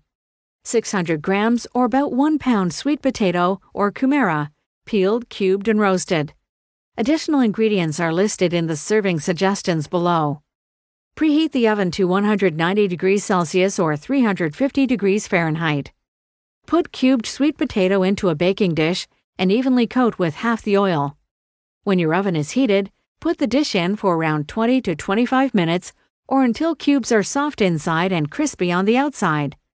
Handy hint: the smaller the cubes, the faster they will cook, but don't make them too small or they will collapse into mush. A 1 centimeter cube is a good size. While sweet potato is roasting, heat the remaining ½ tablespoon of oil in a fry pan on low-medium heat. Add chopped leek and garlic and cook for around 10 minutes until softened and translucent. Remove fry pan from heat. Add drained lentils and roasted sweet potato to fry pan. Reheat for around 5 minutes on medium. Season to taste. This mix is really a starting point. Once cooked, you could stir through any of the following: fresh tarragon, basil, parsley, baby spinach leaves, ½ teaspoon of cumin powder, ½ teaspoon of curry powder. Homemade pizza. Servings 2 people. Carbohydrate serves 2 to 3 per person. 1 carbohydrate serve equals 15 grams of total carbohydrate. How delicious does this gestational diabetes-friendly homemade pizza look? Tell me something. The thought of including new meals and recipes in your GDM repertoire can be challenging, as many of us tend to stick to safe dishes we know keep our numbers in the clear. But it's important to include variety in your diet, especially while you're pregnant. One way to do this is by doing a quick mental review of a new recipe or meal choice. Take a look at the ingredients and break them down into what free foods, carbs, and fat that meal presents. Ideally, you're aiming for something that's high protein, low fat, and moderate in carbohydrates. Being pregnant, you also want to take into consideration the nutritional value of the meal and choose nutrient-rich meals over energy-rich meals. Help build your own confidence around meal planning. It can really pay off taking a few minutes each day to practice reviewing any recipe you come across on or offline, to develop a feel for what adjustments would be needed to make it gestational diabetes friendly. In most cases, it will be the amount of carbs or fat. And then add on some fresh vegetables for an all-round increase in fiber and nutrients. Lots of food for thought this week. If you have any ideas, questions, or comments about this or any other GDM-related topic, please post them on our Facebook page or email us. Enjoy! Main carbohydrate-containing ingredients are listed in bold. Ingredients: 3 tablespoons or 60 grams or 2 ounces tomato paste, 1 tablespoon dried oregano or mixed Italian dried herbs, ½ tablespoon light olive oil. Pita bread. The carbohydrate contained in this product will vary depending on your country and the products available, so check the nutritional panel for total carbohydrate information. If you can't find a pita, wraps, or flatbread that keeps you between 30 to 45 grams of carbs for this meal, use 2 slices of low-carb whole grain bread instead. Salad to serve. Any of the following combinations. Number 1. 1 large tomato sliced, half a small red onion sliced into rings, 1 125-gram or 4-ounce can of tuna in spring water, drained well, 2 tablespoons or 25 grams or about 1 ounce grated Parmesan or Pecorino cheese. Handful of fresh rocket leaves to serve, optional.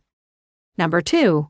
1 large red capsicum grilled, skinned, sliced, half a small red onion sliced into rings, 1 125-gram can or 4 ounces corn kernels drained well, 2 tablespoons or 25 grams or about 1 ounce grated Parmesan or Pecorino cheese.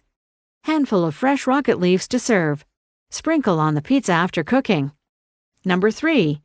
Half a small red onion sliced into rings, 1 cup cooked roasted pumpkin, about 160 grams, 100 grams ham sliced will be cooked, 2 tablespoons or 25 grams or about 1 ounce grated Parmesan or Pecorino cheese. Handful of fresh rocket leaves to serve. Sprinkle on the pizza after cooking. Heat oven to 180 degrees Celsius or 350 degrees Fahrenheit. To build pizzas, place pizza bases onto oven-proof trays. Mix tomato paste, dried herbs, and light olive oil in a small bowl. Spoon enough into the center of each pizza base to thinly cover it. Add your choice of toppings and place in oven for 10 minutes until cheese is bubbling. Serve sliced with salad. Cut capsicum or red pepper in half long ways and trim off stalk. Place on an oven-proof tray under the grill or broiler, skin side up until skin is blackened and bubbled. Remove from heat. Place in an airtight container or sealed plastic bag. Allow to sweat for 5 minutes, then remove and peel off all skin. Slice thinly. Heat oven to 180 degrees Celsius or 350 degrees Fahrenheit. Peel 100 to 120 grams or 4 ounces pumpkin and cut into small cubes. Place on an oven-proof tray or dish and lightly spray with light olive oil or cooking oil. Roast for around 15 minutes until pumpkin is tender. Frittata, LOPZ. Servings 2 people. Carbohydrate serves 1 to 3 per person. 1 carbohydrate serve equals 15 grams of total carbohydrate. I'll have the LOPZ, please. The humble and gestational diabetes-friendly leek, onion, potato, and zucchini frittata is a dish that keeps on giving. Prepare a large one for breakfast, and without trying, you have lunch or a quick and easy dinner ready to go, minus the bowl of freshly steamed vegetables with a squirt of lemon juice. And although it's almost unpronounceable, are you game enough to try the LOPZ? All is revealed below in the alternate serving suggestion. Main carbohydrate-containing ingredients listed in bold. 1 tablespoon light cooking oil, half a leek, or equivalent to half a cup, white and green parts only, halved lengthwise, rinsed well, and sliced thinly. Half red onion chopped into very small pieces. 200 grams or about 7 ounces small new potatoes, peeled and sliced into very thin rounds. 1 large zucchini, sliced into very thin rounds.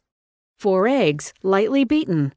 100 grams or about 3 ounces fat-reduced ricotta. Ricotta will be cooked at a high temperature before eating. Whole grain toast to serve. 1 to 2 slices per person. Green salad to serve, optional. Preheat oven to 220 degrees Celsius or 420 degrees Fahrenheit. Heat oil over medium heat in a small oven-proof non-stick skillet.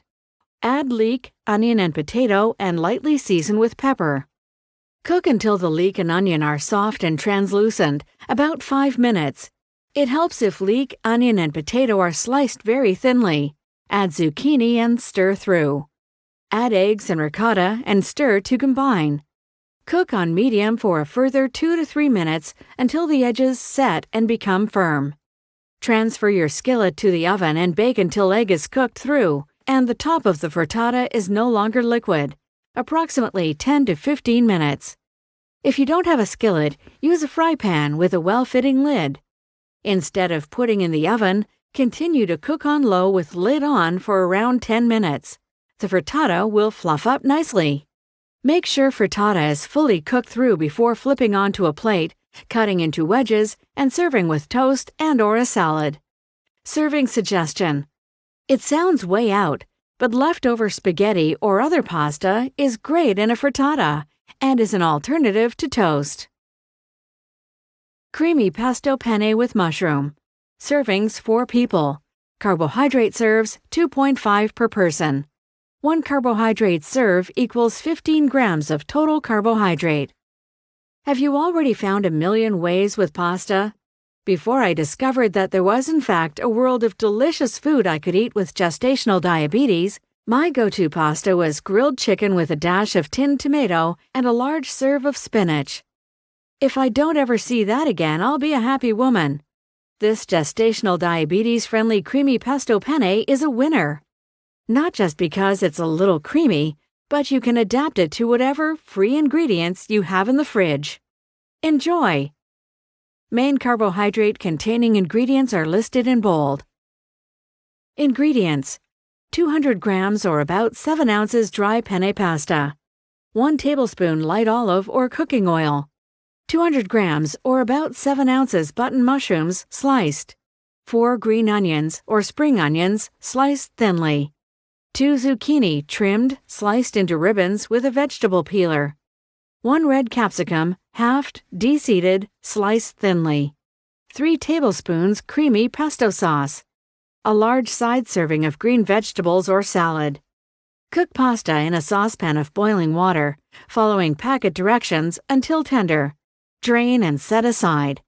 In a fry pan over low-medium heat, heat oil and add mushrooms, spring onions, zucchini, and capsicum. Stir occasionally for around 5 minutes until ingredients have slightly softened.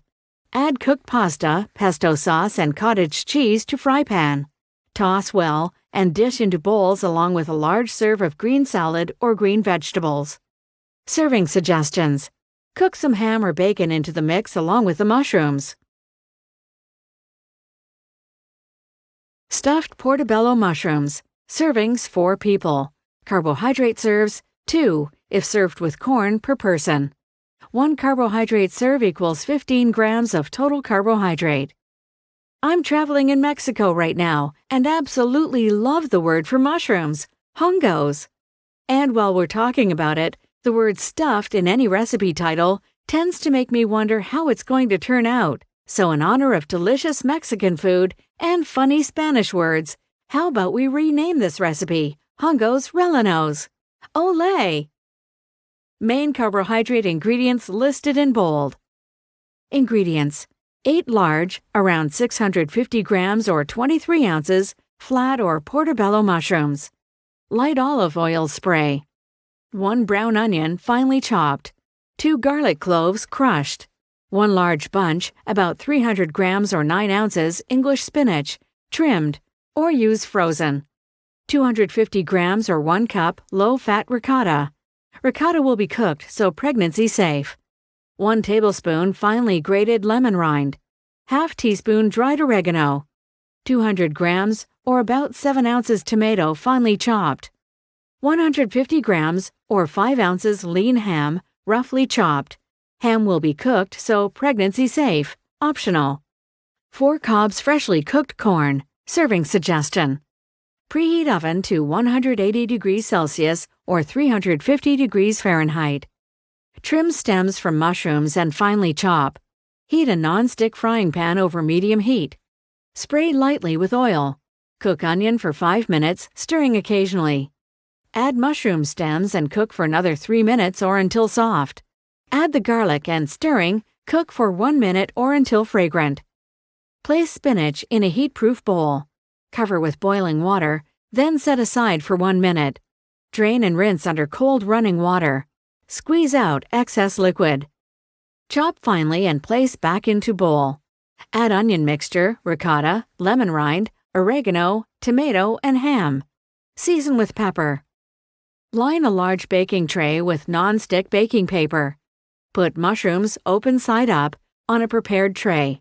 Spoon mixture into each mushroom cup. Cover tray with foil and roast for 15 minutes. Remove foil and roast for another 10 minutes or until soft. Serving suggestions. Serve with some freshly cooked corn, plus either a large green salad or a generous serve of steamed or blanched vegetables. You could also add a piece of grilled meat or tofu for extra protein.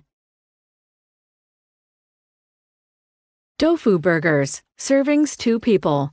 Carbohydrate serves 3 per person. 1 carbohydrate serve equals 15 grams of total carbohydrate. I've been hearing more and more people talk about meat-free Mondays or a dedicated night off eating meat. But if you're not used to eating meat-free cooking, it can be a challenge. This is a great introduction into the world of meat-free. Next time you're at the supermarket and you see those creamy blocks of tofu staring blankly at you, grab one. As long as you have some low GI bread, salady items, and cheese in your fridge, you're on your way. Main carbohydrate-containing ingredients are listed in bold. Ingredients: 350 grams or 11 ounces firm tofu, sliced into 4 thick tofu steaks, 2 per person. 2 low GI seed rolls, or 4 slices low GI seed or multigrain bread. 2 tablespoons light shiro miso paste. 2 teaspoons peanut butter. 1 tablespoon tamari or salt-reduced soy sauce. 1 large tomato sliced. 40 grams or 1.4 ounces reduced fat cheese sliced. 4 large gherkins, sliced thinly lengthways. Half red capsicum, washed, sliced thinly. Half red onion, sliced thinly, or substitute with a tablespoon of my caramelized onion. Half bunch fresh coriander, stems removed. Salad leaves. The easiest way to serve this is to let everyone build their own burger. Prepare all ingredients and arrange on a large serving platter or in individual bowls on the table. Miso sauce. Combine miso paste, peanut butter, and tamari in a bowl and mix thoroughly. Add a little warm water if it needs to be smoother. Either pre-spread bread or rolls or provide as a condiment. Heat a non-stick or lightly oiled fry pan over medium heat. Place tofu steaks in pan and cook each side for 2 to 3 minutes until golden. Serve and build burgers. Post-GDM suggestion. Mix a few tablespoons of mayonnaise with a drizzle of honey and a 1/4 teaspoon ground cumin for a lovely mayo that pairs well with the miso sauce. Add some slices of avocado or mash up avocado with lime or lemon juice. And if you can find it, swap the regular cheese with some slices of Gouda with cumin seeds. Warm broccoli and tofu salad. Servings 2 people. Sometimes I get carried away editing recipes, rounding up Lego, rinsing the lint filter in our washing machine, daydreaming about what to cook next. And I forget to eat lunch. I'll suddenly look up and realize my son is about to wake and it's 2:30 p.m. Provided you have the ingredients on hand, this salad takes about 6.5 minutes to prepare. It's a gestational diabetes-friendly favorite for me, and I honestly eat it several times a week. I interchange the tofu with tuna or pink salad or even cheese. See what you think. Main carbohydrate-containing ingredients listed in bold. Ingredients: 1 small head broccoli, cut into bite-sized florets. 1 zucchini, cut into bite-sized pieces. 250 grams or 8 ounces firm tofu, cubed, lightly pan-fried or steamed. 75 grams or 2.5 ounces corn niblets. 1 small canned tuna in spring water, drained, optional. Half avocado, cubed or sliced. 2 tablespoons toasted sesame seeds to serve. Dressing. Thoroughly combine the following: juice of 1 small lemon, 1 tablespoon miso paste, light or dark, 2 tablespoons natural yogurt, a dash or warm water if dressing needs thinning. Lightly steam or broil broccoli and zucchini and set aside. Lightly pan-fry tofu until slightly crisp. Alternatively, you could steam it. Combine all ingredients in a large bowl. Toss well with half of the dressing. Divide between bowls and drizzle with remaining dressing. Sprinkle with toasted sesame seeds. Variations: add some halved cherry tomatoes. Post-GDM suggestion: add 1 tablespoon of honey and/or tahini to the dressing, and replace tuna with smoked salmon. Cumin carrots, servings 2 people. Carbohydrate serves 1 per person. 1 carbohydrate serve equals 15 grams of total carbohydrate. So if you've been following my gestational diabetes-friendly recipes, you would probably see a pattern. I am a bit stuck on smoked paprika, tarragon, and cumin. It's because I really appreciate a spice or herb that can reveal itself to you in ways you weren't expecting, and cumin is a great one for that. This easy and fragrant side dish is great with my Moroccan-inspired meatloaf, or you could use it as the base for a salad. Go wild! Main carbohydrate-containing ingredients are listed in bold. Ingredients: 4 medium carrots, peeled, halved lengthways and sideways, 1 teaspoon light olive oil, 1/4 cup fresh parsley finely chopped, 1 teaspoon ground cumin, juice of 1 small lemon. Cook carrots in a medium saucepan of boiling water until just cooked, then drain off water. Alternatively, you could steam them. Return to pan, add oil, parsley, cumin, lemon juice, and toss well. Serve warm. Post-GDM tip: after draining, return carrots to pan. Add remaining ingredients including 1 tablespoon of honey and toss well. Pesto pasta with cherry tomatoes. Serves 4 people. Carbohydrate serves 2 per person. 1 carbohydrate serve equals 15 grams of total carbohydrate. Is pasta one of your gestational diabetes staples? Here is a simple version. Make a double batch of pesto and store it in the fridge in an airtight container for up to 2 weeks. Main carbohydrate-containing ingredients are listed in bold. Ingredients: pesto sauce, 2 garlic cloves, peeled, crushed, 1 bunch fresh basil, roughly torn, zest and juice of 1 lemon, 4 tablespoons Parmesan cheese grated, 1 tablespoon light olive oil. The rest: light olive oil, 200 grams or half-pound green beans trimmed, 1 punnet, 250 grams or 8.8 ounces cherry tomatoes, halved or quartered, 400 grams or 14 ounces cooked fettuccine pasta. Combine all ingredients for pesto and blend with a kitchen whiz, a hand blender, or a mortar and pestle. Set aside. Cook pasta according to packet instructions. Stir through pesto and tomatoes and set aside. Steam or blanch green beans. Serve pesto pasta with green beans. Variations: lightly pan-fry some sliced mushrooms in a small amount of oil and stir through pasta along with 1 finely chopped red capsicum. Gremolata. Gremolata is a gestational diabetes condiment not to be overlooked. It adds loads of flavor to fish, red meat, or steamed vegetables, and you can make a double batch and freeze some to have on hand. Get fancy and create your own herb combinations. It's hard to mess this one up. Ingredients: makes around half a cup. 1 bunch flat leaf parsley, washed and chopped. 2 lemons finely zested and juiced. 1 clove garlic, crushed or chopped. Add more to taste. 1 tablespoon olive oil. 1/4 teaspoon fresh chili or chili paste, optional. Combine all ingredients using a hand blender, a kitchen whiz, or mortar and pestle. Spoon into an airtight container or jar. Stores up to 2 weeks in the fridge, but the fresher the better. Serving suggestions: gremolata tastes great on freshly steamed fish, grilled chicken, lamb or beef, or used in sandwiches. Mix it through potatoes for a new take on potato salad. Cauliflower leek and fennel soup. Servings, 6 people. Carbohydrate serves, 1 per person. 1 carbohydrate serve equals 15 grams of total carbohydrate. Are you one to shun broccoli's pale cousin? Maybe you just need a delicious gestational diabetes-friendly recipe like this to help you fall in love with the humble cauliflower. Make a double batch of this and freeze half. I think you'll like it. Main carbohydrate-containing ingredients are listed in bold. Ingredients: 2 tablespoons light olive oil, 1½ leeks trimmed and sliced, 1 large fennel bulb trimmed and sliced. Keep the feathery leaves for garnish. 1 small head of cauliflower broken into individual florets, little trees. 400 grams or 1 pound of potatoes peeled, diced. 4 cups salt-reduced vegetable stock. 2 bay leaves. 2 sprigs fresh tarragon, or 1 teaspoon of dried tarragon. 1 teaspoon caraway seeds, garlic chives or chives to serve.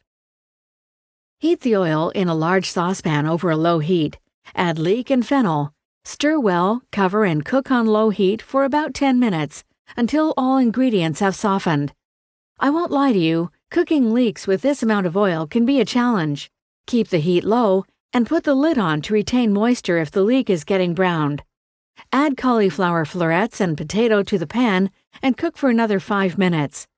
Pour in the stock and add bay leaves, tarragon, and caraway seeds and bring to the boil.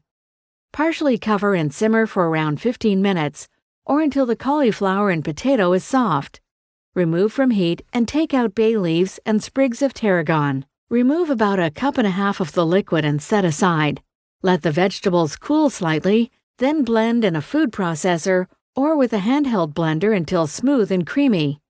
Add small amounts of the stock back in if your soup is too thick. Season with salt and pepper. Serve topped with chopped chives, tarragon, or fennel leaves. Tip: this soup could either be a 1 carbohydrate serving snack or serve with some toasted whole grain bread or a low GI roll to increase the carbs. Variations: stir in some low-fat milk or thickened cream. Mushroom soup. Servings, 4 people. I think mushrooms are the Lady Gaga of the vegetable scene. Their ability to transform themselves astounds me. From a simple breakfast side to the hot velvety voice in this creamy mushroom soup. And yes, this is another gestational diabetes-friendly recipe to add to the list of one-pot wonders. Enjoy! Main carbohydrate-containing ingredients are listed in bold. 2 tablespoons light olive oil. 1 large leek, white part only, washed, halved lengthways, sliced thinly. 2 to 4 cloves garlic, peeled, crushed. 750 grams, or 1 3/4 pounds of portobello or flat mushrooms, sliced. 4 cups salt-reduced vegetable or chicken stock. 125 milliliters or 4.5 ounces thickened light cream. Toasted bread or low GI bread rolls to serve. Heat oil in a large saucepan over medium heat. Add leek and garlic and cook, stirring for a few minutes. Reduce heat to low. Continue to cook covered for 10 to 15 minutes or until leek is really tender. Increase heat to medium. Add mushrooms and cook, stirring often, for 10 to 15 minutes or until mushrooms are soft. If you find your mushrooms are burning, either lower the heat or add about 100 milliliters of water to add a little moisture. Add stock to saucepan and simmer, partially covered for 20 minutes. Remove from heat and set aside to cool slightly.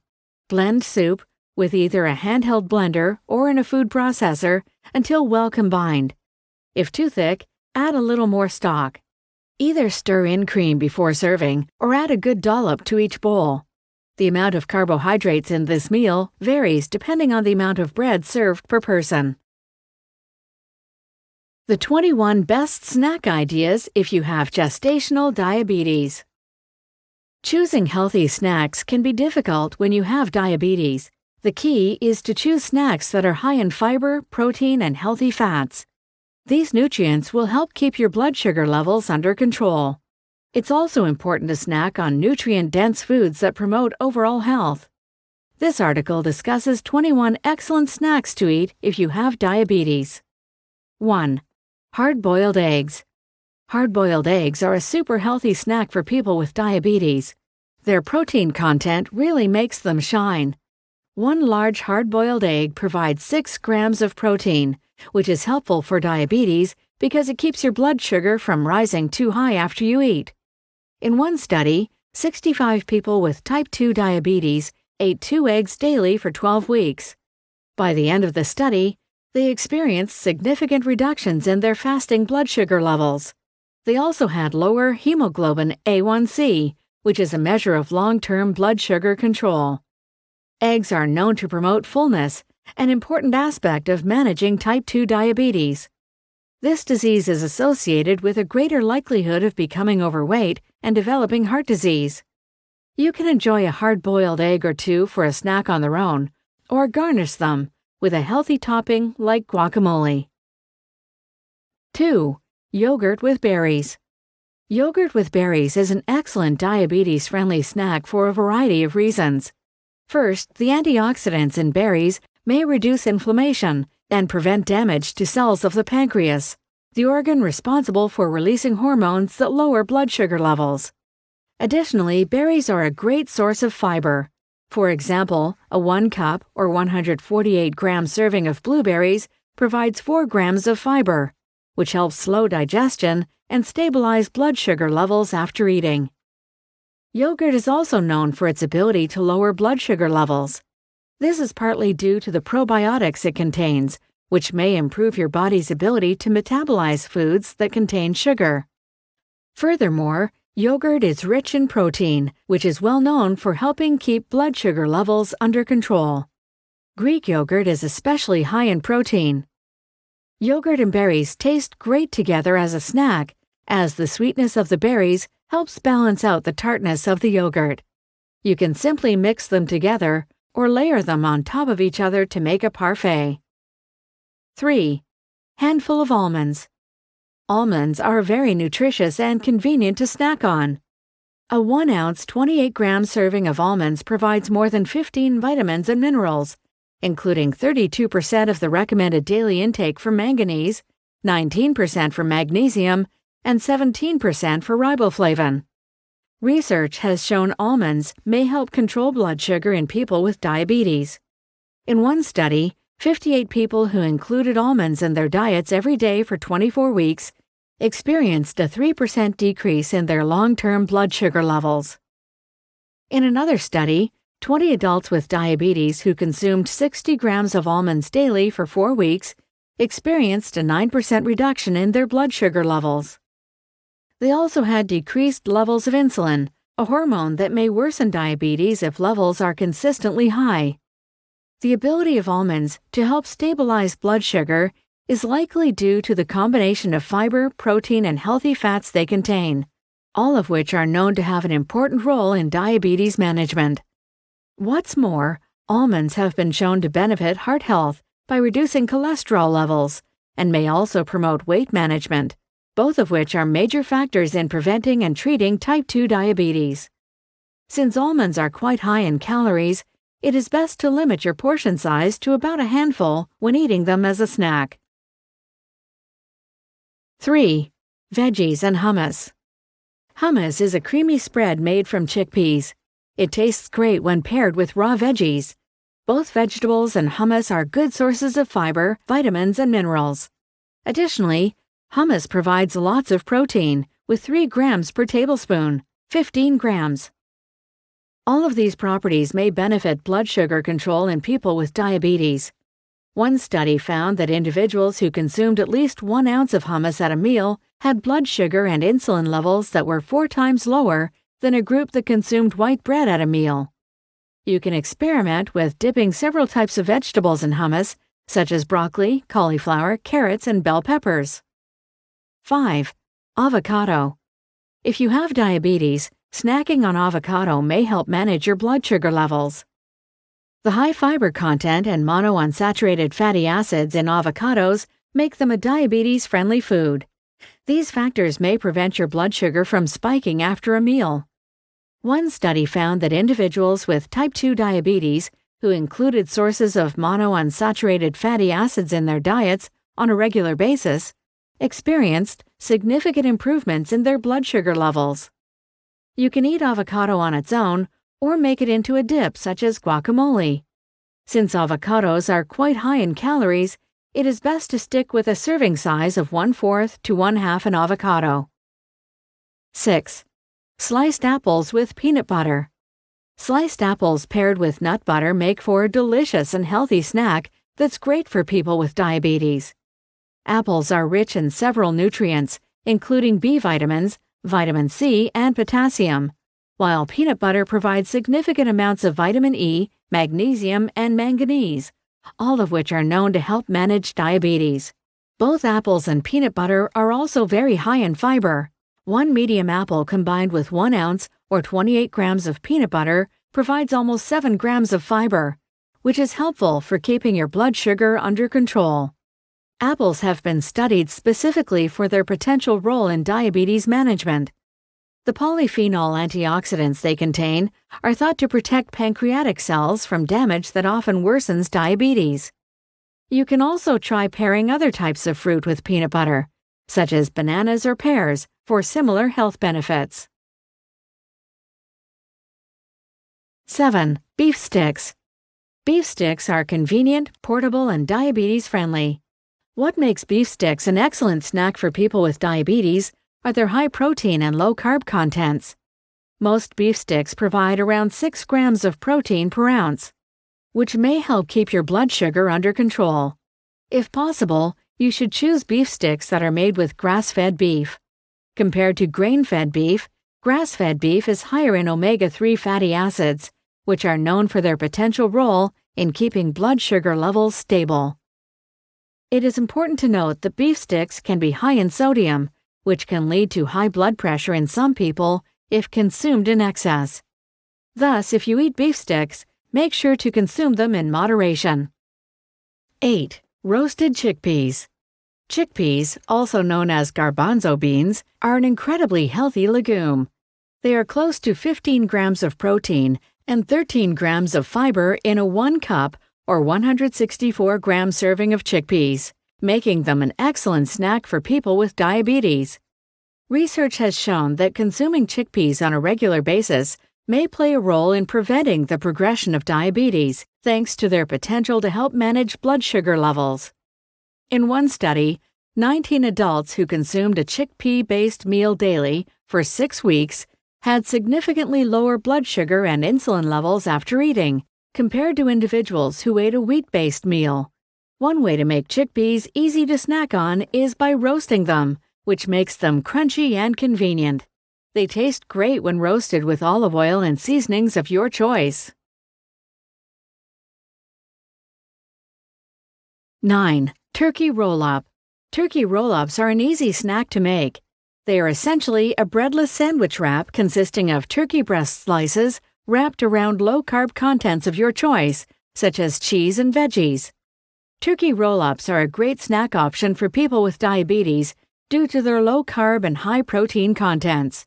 One wrap provides about 5 grams of protein, which will help prevent your blood sugar levels from rising too high. In addition, the protein in turkey roll-ups may help lower your appetite, which is beneficial for preventing overeating and promoting weight management. Both of these are key factors in controlling type 2 diabetes. To make a turkey roll-up, simply spread a tablespoon, about 10 grams of cream cheese onto a slice of turkey and wrap it around sliced veggies such as cucumbers or bell peppers. 10. Cottage cheese. Cottage cheese is a great snack for people with diabetes. A half cup, about 112 grams of small curd cottage cheese, provides several vitamins and minerals, in addition to almost 13 grams of protein and only 4 grams of carbs. Interestingly, eating cottage cheese may help manage your blood sugar. In one study, men who ate 25 grams of cottage cheese with 50 grams of sugar had 38% lower blood sugar afterward, compared to those who consumed sugar alone. The blood sugar lowering effects of cottage cheese are often attributed to its high protein content. If you choose regular cottage cheese rather than fat-reduced varieties, you'll also take advantage of the blood sugar lowering properties of fat. Cottage cheese tastes great plain, but you can also combine it with fruit for extra nutrients and fiber. 11. Cheese and whole grain crackers. Cracker sandwiches are a popular snack, and you can make them on your own by topping a few whole grain crackers with cheese slices. They are a good snack choice if you have diabetes. While crackers can be high in carbs, the fat in the cheese and fiber in the crackers may prevent them from spiking your blood sugar. Fat intake from dairy products such as cheese may slow the digestion of carbs, reduce insulin levels, and promote the release of hormones that lower blood sugar, such as GLP-1. Make sure you choose your crackers carefully, as many brands are high in refined flour and added sugar, which may negatively affect blood sugar levels. To avoid these ingredients, always choose crackers made with 100% whole grains. 12. Tuna salad. Tuna salad is made by combining tuna with mayonnaise and other ingredients, such as celery and onions. A 3-ounce, 84-gram serving of tuna provides 22 grams of protein and no carbs, which make it a great snack option if you have diabetes. Additionally, tuna is rich in omega-3 fatty acids, which have been shown to help manage diabetes due to their potential to lower inflammation and improve blood sugar control. You can make tuna salad even healthier and higher in protein by mixing it with cottage cheese or yogurt rather than mayonnaise. 13. Popcorn. Popcorn is a very popular and healthy whole grain snack food. It has been deemed one of the best snack foods for people with diabetes, partly because of its low calorie density. 1 cup, or 8 grams of air-popped popcorn, contains just 31 calories. Snacking on low-calorie foods may aid weight control, which is known to promote decreased blood sugar levels and overall management of type 2 diabetes. In addition, popcorn provides 1 gram of fiber per 1 cup, 8-gram serving, which is another property that makes it a diabetes-friendly food.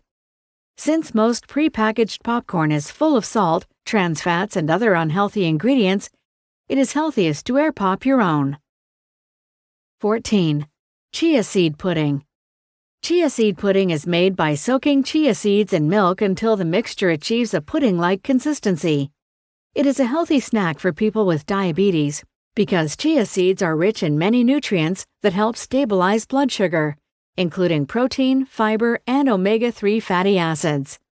The fiber in chia seeds can absorb a significant amount of water, which may help control diabetes by slowing down the digestion process and release of sugar into the blood.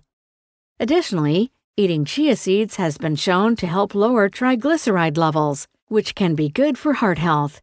This is beneficial because individuals with diabetes tend to have a higher risk of developing heart disease. 15. No-bake energy bites. Energy bites are a fantastic snack idea for people with diabetes. They are a delicious and healthy snack made by combining and rolling ingredients of your choice into balls. Some common ingredients include nut butter, oats, and seeds, such as in this recipe. Most of the ingredients used to make energy bites are high in fiber, protein, and healthy fats, 3 key nutrients known for keeping blood sugar stable. An added benefit of energy bites is their convenience. They don't require baking, and you can carry them with you easily while you're on the go. 16. Black bean salad.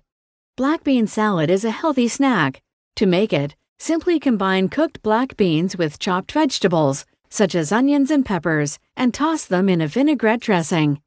Since black beans are rich in fiber and protein, they make a healthy snack for individuals with diabetes. Eating them may prevent blood sugar spikes and help lower insulin levels after meals. In one study, 12 people who consumed black beans with a meal had up to 33% lower insulin levels 5 hours after eating, compared to individuals who did not consume black beans. Black beans have also been shown to benefit heart health by helping lower cholesterol and blood pressure levels. 17. Trail mix. Trail mix is a snack made by combining nuts, seeds, and dried fruit.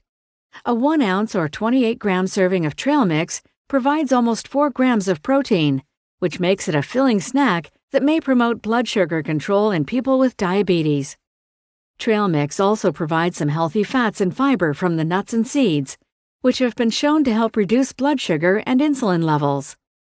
The key is to avoid adding too much dried fruit to your trail mix, as it is quite high in sugar and may spike your blood sugar if you consume too much. Additionally, it is very high in calories, so you should avoid eating too much trail mix at once. A reasonable serving size is about a handful. 18. Edamame. Edamame are unripe green soybeans that are still in their pods. They are a very nutritious and convenient snack. They are 17 grams of protein and 8 grams of fiber in a 1 cup or 155 gram serving of edamame, making it a great snack for people with diabetes. In fact, some animal studies have shown that edamame may help lower blood sugar levels. It may also improve insulin resistance, a condition in which cells are unable to use insulin effectively, leading to consistently high blood sugar levels. More research is needed to determine the effects of eating edamame on diabetes in humans, but having it as a snack is certainly worth a try. Edamame is typically served steamed, and you can enhance its flavor by mixing it with seasonings of your choice. 19. Homemade protein bars. Protein bars are a great snack option for people with diabetes due to the significant amount of protein they provide. Many store-bought protein bars are high in added sugar and other unhealthy ingredients, so it's beneficial to make your own. This recipe for homemade protein bars includes peanut butter, whey protein, and oat flour.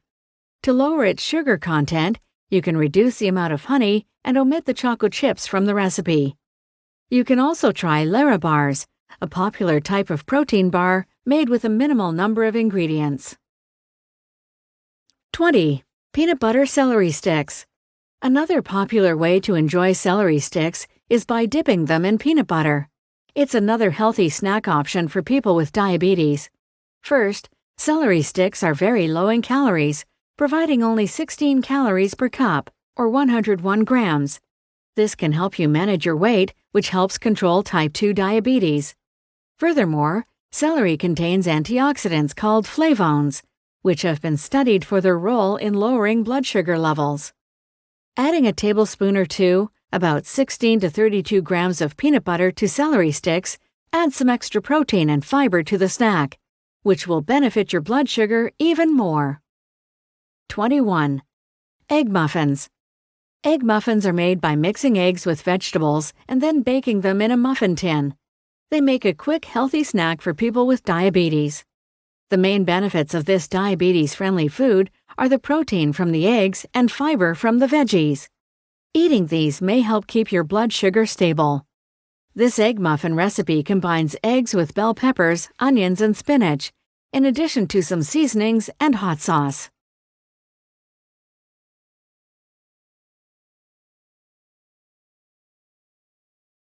Other steps for a healthy pregnancy. In addition to maintaining a well-balanced diet, there are other things you can do to have a healthy pregnancy. Exercise regularly. Aim for at least 30 minutes of exercise 3 days a week. Don't be afraid to incorporate a wide range of activity while you're pregnant. Just remember to speak to your doctor before starting any new exercises. Regular exercise will also help keep your blood sugar levels stable. Eat every 2 hours. To regulate your blood sugar levels, never skip meals and aim to eat a healthy snack or meal every 2 hours. Skipping meals can cause your blood sugar levels to fluctuate and make it harder to get them back under control. Take your prenatal vitamins. See your doctor as often as they recommend. If you're diagnosed with gestational diabetes during pregnancy, know that with the right diet and exercise, you can have a healthy pregnancy, labor, and delivery.